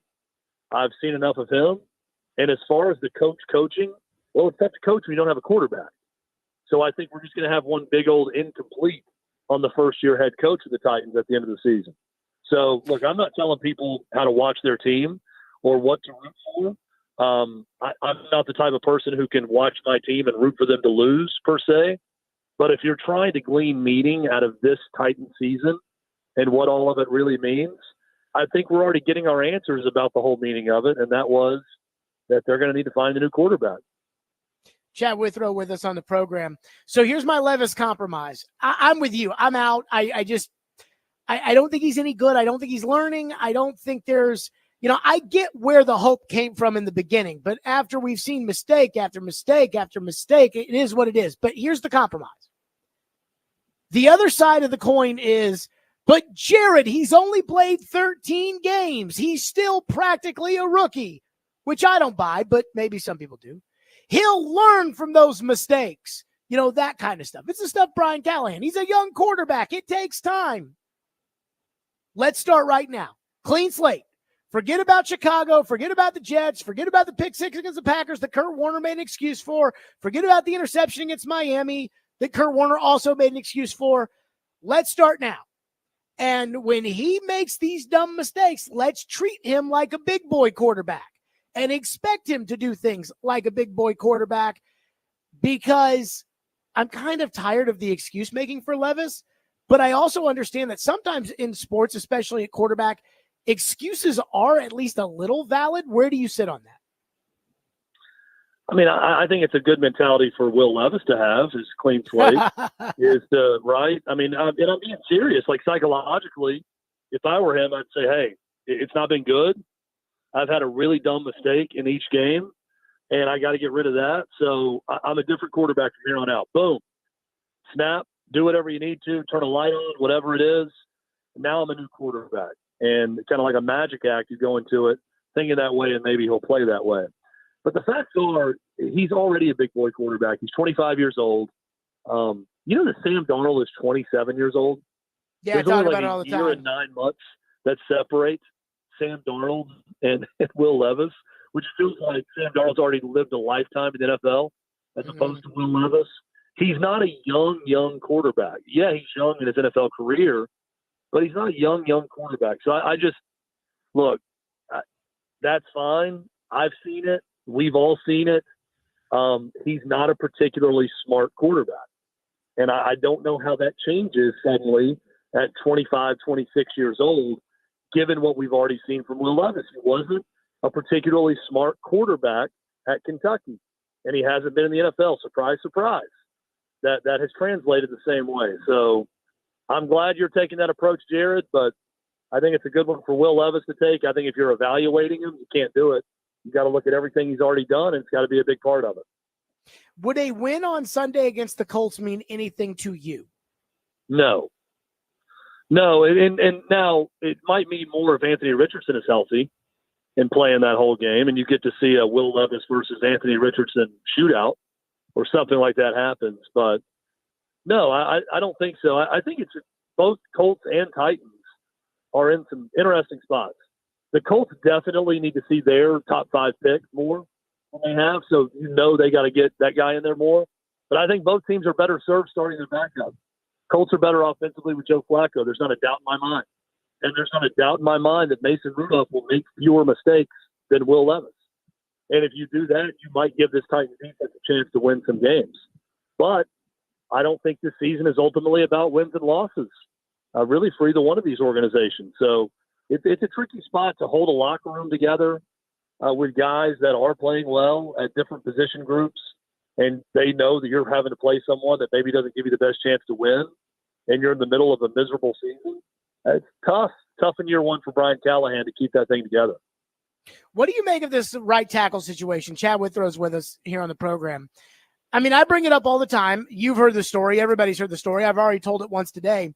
And yet it feels like for the last 3 years, it doesn't matter who the GM is. It doesn't matter who the coach is. It doesn't matter who the president of football operations is or what the president of football operations does or whatever. It doesn't matter. The Titans just don't value right tackle. And so today they've called up Leroy Watson off the practice squad, and Brian Callahan says he is going to compete with Nicholas Petit-Frere at right tackle. And so they went from the offseason of saying, well, we think that we can figure it out between Duncan and Petit-Frere, and that Bill Callahan will figure it out. Then they went into training camp, and Petit-Frere wasn't ready, so they tried the other two guys out there. They were terrible. So then they just gave the job to PT. They told people PT was good enough. Then all of a sudden, he's terrible. They tried Duncan out there. He's terrible. They put Ojukwu in as the backup. He's terrible. So now they call somebody up off the practice squad who wasn't good enough to make the team 6 weeks ago, and now he might be the guy. And at some point, I'm like, to me, Chad, it's an organizational failure that they cannot get this position figured out, and that it has been as much of a problem as it has been over the last couple of years. And yet, I just don't feel like anybody over there seems to think it matters. And to me, it's almost disqualifying behavior from them that between a president of football operations, a GM, a head coach, and an offensive line guru, that they just stuck their thumb up their rear end at right tackle and are still trying to act like it's okay. Well, it's their new wide receiver position. That was the bugaboo for years, right? Titans can't draft and develop the right wide receiver. They can't. But at least they tried. Well, they're just running the same guys out there. Well, they got A.J. Brown eventually. Now, I don't know what they're supposed to do right now. I mean, there's no one on the street they can go bring in, right? They've already failed, is my point. Like, I'm fine with them trying new guys if the other ones suck.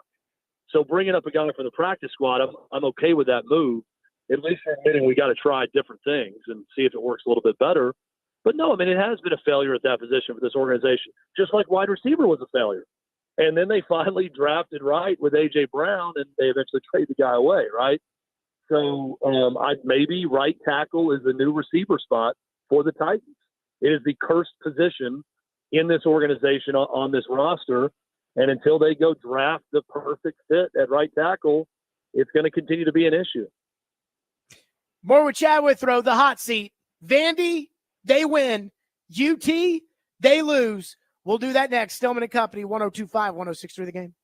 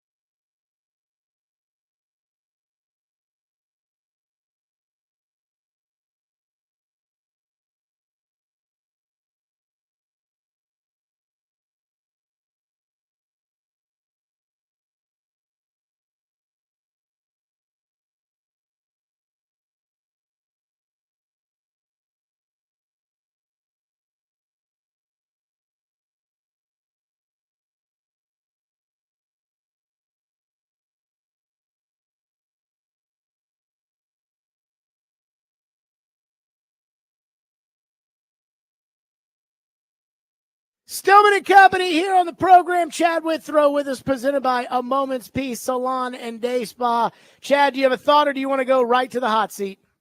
Let's get to it. Number one, your reaction to Vanderbilt's win over Alabama on Saturday. It was amazing. I think I was texting with you during it. And, I know Vandy fans are going to find this very difficult to believe, but I was pulling for Vanderbilt hard in that game against Alabama. It was awesome to watch. I enjoyed every second of it. I'm not even going to make fun of the fact that there were 85% Alabama fans at the game, because the Vandy students were loud. I mean, it's still like, yeah, you could hear Alabama when they did something well, the fans, but I thought it sounded like, there was a majority of Vanderbilt fans in the building. So students showed out in that one. Diego Pavia is an alpha of all alphas. And my only regret is that we're only going to get to see him for this 1 year. I was really looking at it thinking, is there any way this guy can get an extra year of eligibility? And because of the junior college route and everything else, there's no way that he can come back for another year. But, what a win for Clark Lee. Jared, he's gone from beating Virginia Tech and us all saying, all right, he's safe, he's good, nothing's going to happen there. Losing to Georgia State and saying, all right, well, now he's right back on the hot seat again. Beating Alabama, we had Barton Simmons on our show this week, and I said, have they worked out the lifetime contract for you guys yet? Because it went from probably going to get fired to safe to maybe going to get fired to lifetime contract. That's what it felt like when when Vandy beat Alabama and won for the first time ever in 61 tries against the top 5 opponent. It was an incredible scene. Number two, what's wrong with the Vols? Josh Heupel has a defense for the first time ever, and it's broken his brain a little bit. I think that, we talked about Mason Rudolph giving the Titans defense the best chance to win. It feels like Josh Heupel's become timid because he's got such a good defense and he just wants to get out of their way. And in doing that, he's completely lost the offensive identity and also the identity of this entire program, which is attack. That's how Tennessee got relevant in college football again. They attack. They play fast. They attack you on defense. They blitz. They have tackles for loss. They have sacks. They produce turnovers on defense. This is a team that didn't produce any turnovers on defense against an Arkansas team that had turned it over a lot, and that hurt them. So the defense wasn't great on Saturday, and I thought the offense was atrocious. They still were able to run for about 5 yards per carry, but that passing game has got to get fixed.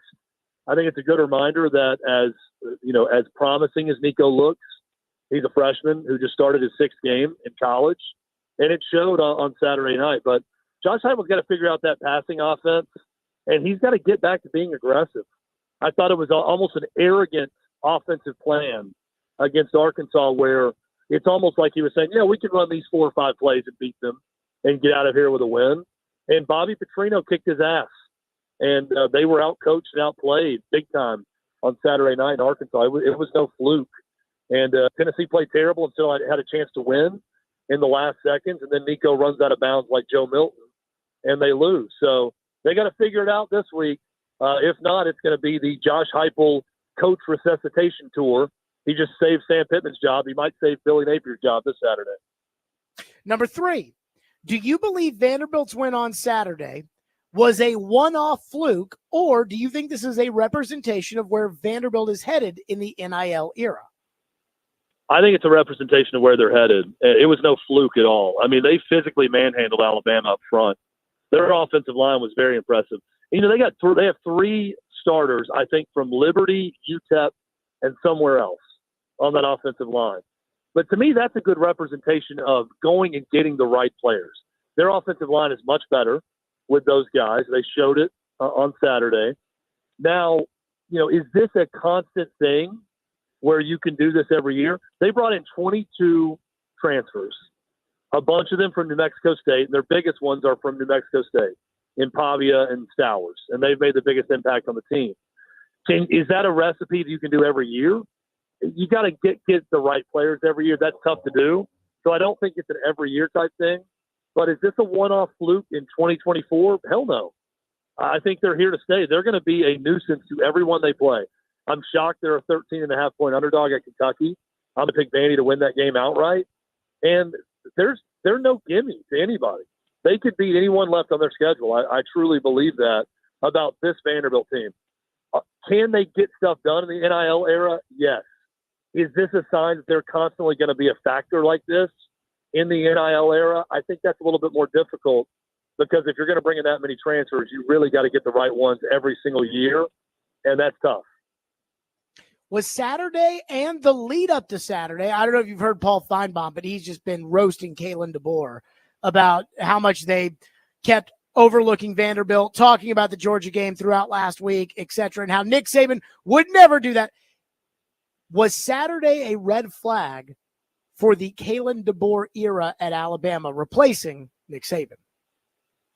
Well, it is a flag that shows that he's not Nick Saban, right? I mean, I don't know if it's a red flag, but there's your sign that, hey, Bama fans, newsflash, you lost the greatest coach of all time. And Kalen DeBoer's not the greatest coach of all time. He's a very good coach. I think he's going to do very well at Alabama, but he's not Nick Saban because Nick Saban was not going to lose that game. This wouldn't have happened because he would have been all over his players all week long, and they would have come out, even if they were sluggish to start, they would have snapped to it and probably found a way to win that game, even if it was ugly and close. So I don't think it's a red flag. I think it's a reminder to Bama fans that Kalen DeBoer is not Nick Saban, and it should be a reminder to Kalen DeBoer to change the way he approaches things week to week because this SEC this year has got really good balance and some really good parity. I think everyone outside of Mississippi State can beat anyone else in the conference this year. I don't think Alabama's great. I don't think Georgia's great. I don't think Tennessee's great. I think those teams are very good. I don't think Texas is great. I think there are a bunch of very, very good teams, no great teams. And there's some good teams that are teams 13, 14, 15 in this conference this year, like a Vanderbilt possibly. So you got to come ready. You got to be ready to bang hats each and every week in this conference. And Kalen DeBoer learned that the hard way on Saturday. Next one. Who's the second best team in the SEC? Second best team, I'm still going to go Alabama right now, even after the loss. The win over Georgia is huge. Georgia gets some consideration here because, lo and behold, look how good Clemson looks now after they just pounded them in week one. So Georgia's under consideration. I really think it's Texas number one, pretty clearly. I think after that it's Alabama, Georgia, Tennessee, LSU. But right now, Ole Miss is in that mix. I think Missouri might suck, honestly. We're going to find out more about that here very soon with them. But they just may be bad. That's the way they looked on Saturday. They were not close against A&M. They were never in that game. So we'll learn more about Missouri. But I think it's an exciting year because I really do believe that anyone can beat anyone. I will not be surprised if Florida beats Tennessee on Saturday. That's what I mean by that. Is it bad in any way for the Titans that Derrick Henry right now leads the NFL in rushing yards per game? The Ravens have the number one offense in the NFL, and he just beat the Bengals with a 50-yard run in overtime after his 88-yard run against Buffalo. Yeah, it's bad for the Titans. I mean, here's a Titan legend that was sort of tossed aside. That was, I don't know if encouraged to go elsewhere, but wasn't a big effort made by the Titans to re-sign him, and he goes elsewhere, and he says it's because he wants to go somewhere where he can win a Super Bowl, and he goes to one of your rivals in the Ravens, and he's balling out at his age with this much mileage. Yeah, it's bad. I don't know how that's even a question. It's awful for the Titans that they don't have Derrick Henry. He's a Titan legend, and he's now starring for your rival. So, yeah, that's a bad thing. I think Titan fans will look at it like, hey, Derek wanted to go somewhere to win the Super Bowl, and we're rebuilding, and we, are better off without him, and blah, blah, blah. Yeah, I think those Titans fans are lying to themselves. I think there's a lot of fans who lie to themselves. There's a lot of media members who lie to themselves in this town, too. And I think that's what that is. No, it's not a good thing. I mean, come on. This is Sports 101. When your guy goes somewhere else, when you think that he doesn't have it anymore, or you let him go, or he leaves by choice because he says your organization can't win a title, and then he's a stud elsewhere, that's bad for you and your organization. That's bad for your team. You can try to sugarcoat it and act like you don't care all you want. Titans fans care. If we did a lie detector test, if we gave truth serum to all Titans fans and everyone who runs a blog about the Titans, and we truly got the true belief out of them, they would admit that this is not good for the Titans, that Derrick Henry's doing this. Next one. What are your thoughts on Robert Saleh being fired by the Jets? I'm not surprised. I mean, he's for a minimum of 40 games, he's the losingest coach in Jets history. I know there's been some bad luck with that, with Aaron Rodgers going down last year and all that, but I'm not surprised by it at all. I also think that Aaron Rodgers knew that it was happening. I mean, I don't think he went to Woody Johnson and said, "Hey, fire this guy," but I think he was given a heads up about it, and he didn't stand in the way of it. So all the talk on McAfee about his family and everything else sounds great, but deep down, I believe that Aaron Rodgers passively was okay with this, even if deep down he really wanted it to happen. Last one. Are you surprised by Jaden Daniels' success early in the NFL? Absolutely. I think he's the MVP right now of the league, not just the Rookie of the Year. I mean, he hasn't thrown for over 300 yards in a game yet, though. Well, he's been outstanding, and there's not a lot of guys throwing for over 300 yards unless you're Joe Flacco, who threw for 375. But no, he's been terrific. So yes, I'm surprised. He's not the rookie quarterback I was paying a lot of attention to coming into the season. So yeah, it's been. I think everybody's been surprised. I don't know that anyone can say they thought he was going to be this good this early, and that the Commanders were going to be the best team in the NFC East. And that's where we stand. Chad Withrow joining us. By the way, Chad, let everybody know, because I'm sure there are some people that may be on their way to Knoxville for the UT Florida game on Saturday. You guys over at Outkick are going to have a big fundraiser for the folks that are dealing with the hurricane. Yeah, we're going to have our show, me and Hutton, Hot Mike with Hutton and Withrow at Yeehaw Brewery, downtown Knoxville. We're going to be raising some money for some different organizations that are giving money directly to the flood victims. I think I read where 85% of the people affected by the flood, they don't have flood insurance, so they just lose everything. So we're trying to find some organizations that are giving money directly to these people that have been affected by it, which I think is a really cool thing. Tony Vitello, we're hoping, is going to join us live. We're going to have some special guests. Clay Travis is going to join us at some point. He's actually doing his show in Asheville, North Carolina on Friday, and then taking a helicopter to this event on Friday evening. So it's going to be a lot of fun. Hope a lot of Tennessee and Florida fans, if Gators are in town, will swing by and help out a great cause at Yeehaw in Knoxville, 5 to 7 p.m. Eastern time on Friday, and I appreciate you asking me about it. Absolutely. Chad Withrow from Outkick, presented by Moments Peace Salon and Day Spa. Chad, great stuff. We'll talk soon. All right. Talk to you later, Jared. See you. Absolutely. Coming up next, some of you are going to make this a thing. I have the numbers as to what this thing actually may or may not be. We'll do it next. Stillman & Company, 102.5, 106.3 The Game.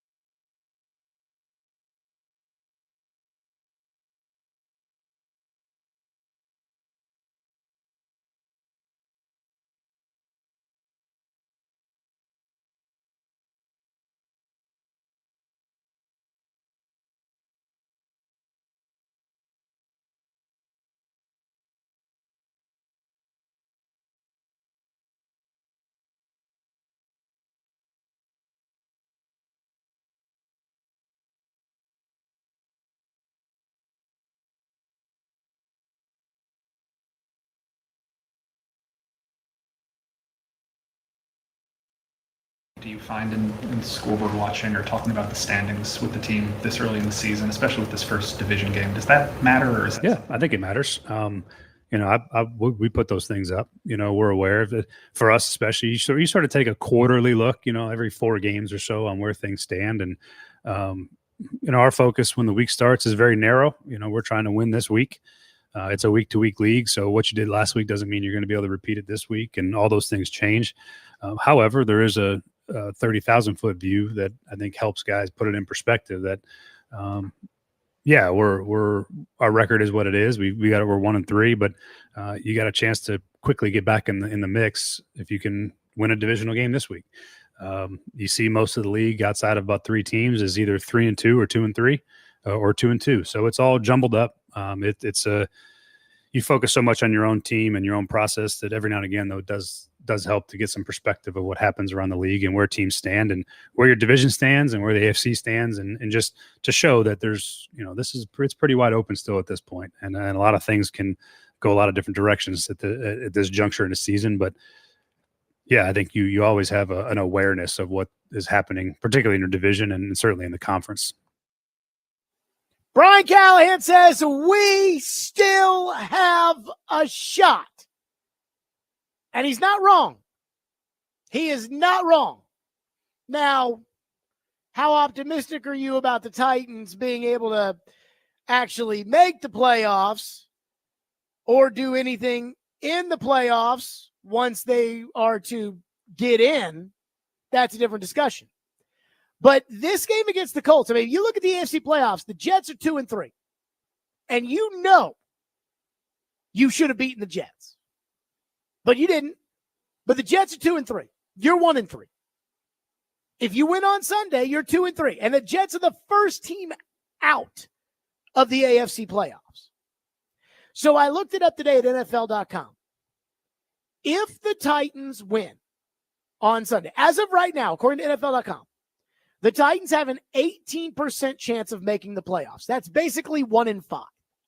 Again, close enough to 20%. So right now, you've got about a 1 in 5 chance of making the playoffs. Not very good. If you win, it goes to 25%. Now, that's before, we get into the other games that are played. For instance, on Monday night, the Jets and Buffalo play. If the Jets lose, the Jets will be 3-3. You'll be 2-3.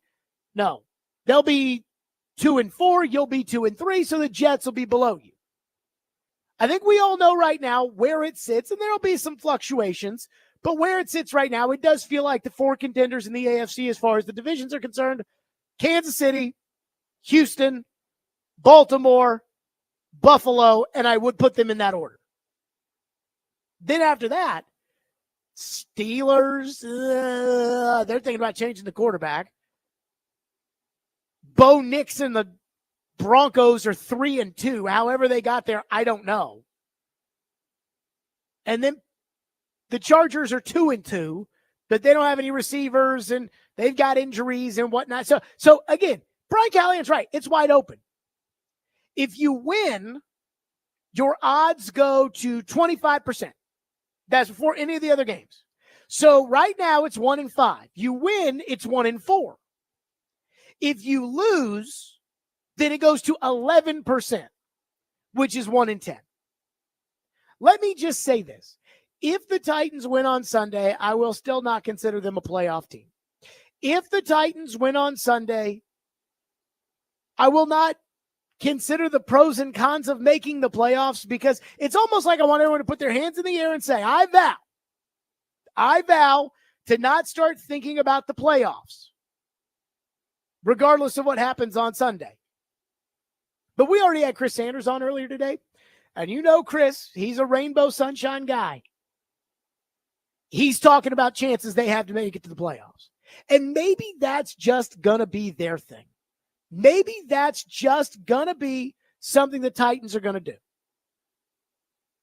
So basically, if you lose, right now it's 1 in 5. You win, it's 1 in 4. You lose, it's 1 in 10.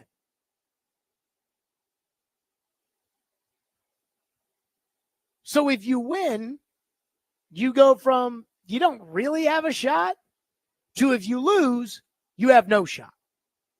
Now, what I do want to know is if Titan fans, what I expect is that there are going to be a lot of fans that are going to be breaking down the door if they win on Sunday saying, we still have a shot for the playoffs, Jared.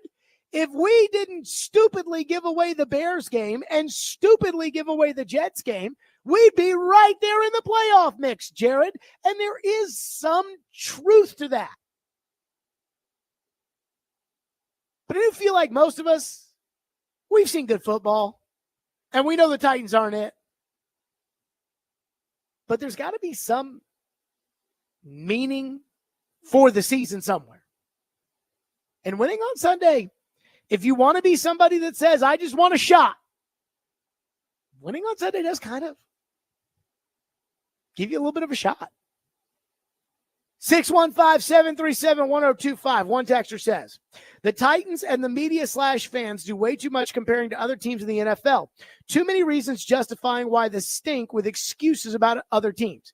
Let me tell you what takes the cake. And I got to tell you, Robbie Stanley is a little guilty in this too. But what took the cake for me today was Paul Kaharski. Ian, if you could, Paul Kaharski this morning, when I think somebody said, like, you know, how did they spend all this money and still stink so bad? And Kaharski made every excuse in the book for the Titans. On paper, you know, it looks good. In practice so far, in execution, it has not been as good. You know, part of that's that Calvin Ridley dropped a couple balls. Part of that, as we discussed yesterday, is that they're failing to throw the ball to Calvin Ridley with the regularity that they need to get the yardage out of Calvin Ridley that befits a guy who got $50 million guaranteed. Part of that is that Cushenberry hasn't picked up on the Bill Callahan system as quickly as you would like. Yep.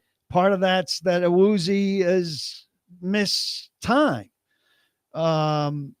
So a part of that is that these guys that we got all excited about in training camp, you know, Jalen Harrell was going to make a contribution on the edge. Well, Jalen Harrell is a seventh-round pick who's doing what seventh-round picks do, marinating, you know, and is a project for next year. If I would have done something differently, you know, I don't have a name in mind. I would have liked them to have made a move at edge. All right. Yeah. In hindsight, I thought that NPF would turn out okay. You know, but if you made a move at edge, then you have to take away a move somewhere else. If you made a move at right tackle, which would have been what, your third or fourth significant move on the offensive line, you would have had to take a move away somewhere else. I don't think you can say, well, they should have also done something at the edge and they should have also done something at right tackle. You cannot solve every problem this team had in one offseason. It's pretty impressive if you tick through the depth chart at how many, I think they have 16 new guys at their 24 main positions, adding in nickel and third wide receiver or second tight end. That's an immense amount of turnover. I think it's unfair to say, well, they should have done this and this and this also. Is it? And I did ask Chad, I said, you know, when we say, well, on paper, they made these moves in the offseason, and Chad said, on paper is loser talk. And he's right. So, I don't know. To me, that's when it's like, the idea of, man, I'm so tired of the excuse making. And then you just hear Paul rattle off for 2 minutes about, well, it's our fault that we got excited about Jalen Harrell. Who got excited about Jalen Harrell? Justin says, I am not hopeful if they win. If the Titans win and Levis ends up playing semi-clean football, I'm going to be waiting for the next game for the next ridiculous turnover. Again, we said today, clean slate. Clean slate. Will Levis, going forward, we'll judge him on what he does, but no more excuse making. No more. It's only been 13 games. No more of that. I know that's not going to happen, but hey, one can wish. 615-737-1025. The saving grace of some winning around here. Because to me, there's an expectation level now. when it comes to the Predators, who open the season tomorrow. We'll get to that next. Stillman & Company, 102.5, 106 for the game.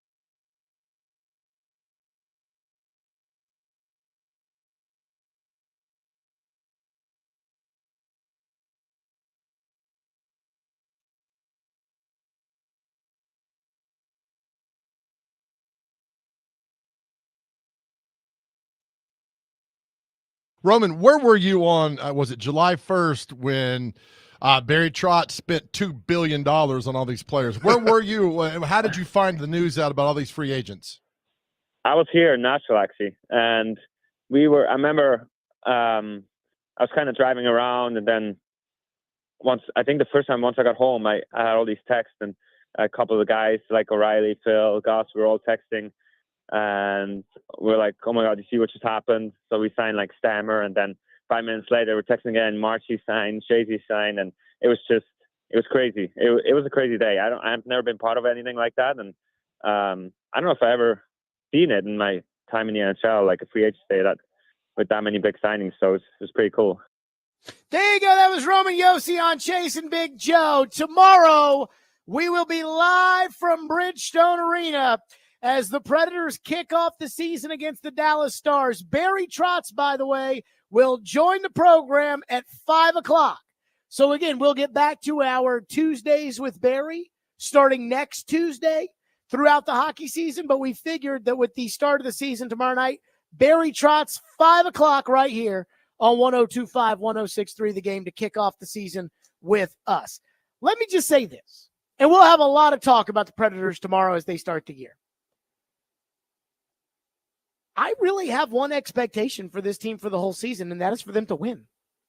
You know, I mean, I don't believe in the NHL, because the NHL is truly a socialist government. Like, it truly is. The worst teams have the best shot at getting good, because if you really want one of those high-end big boy forwards, you have to pick them.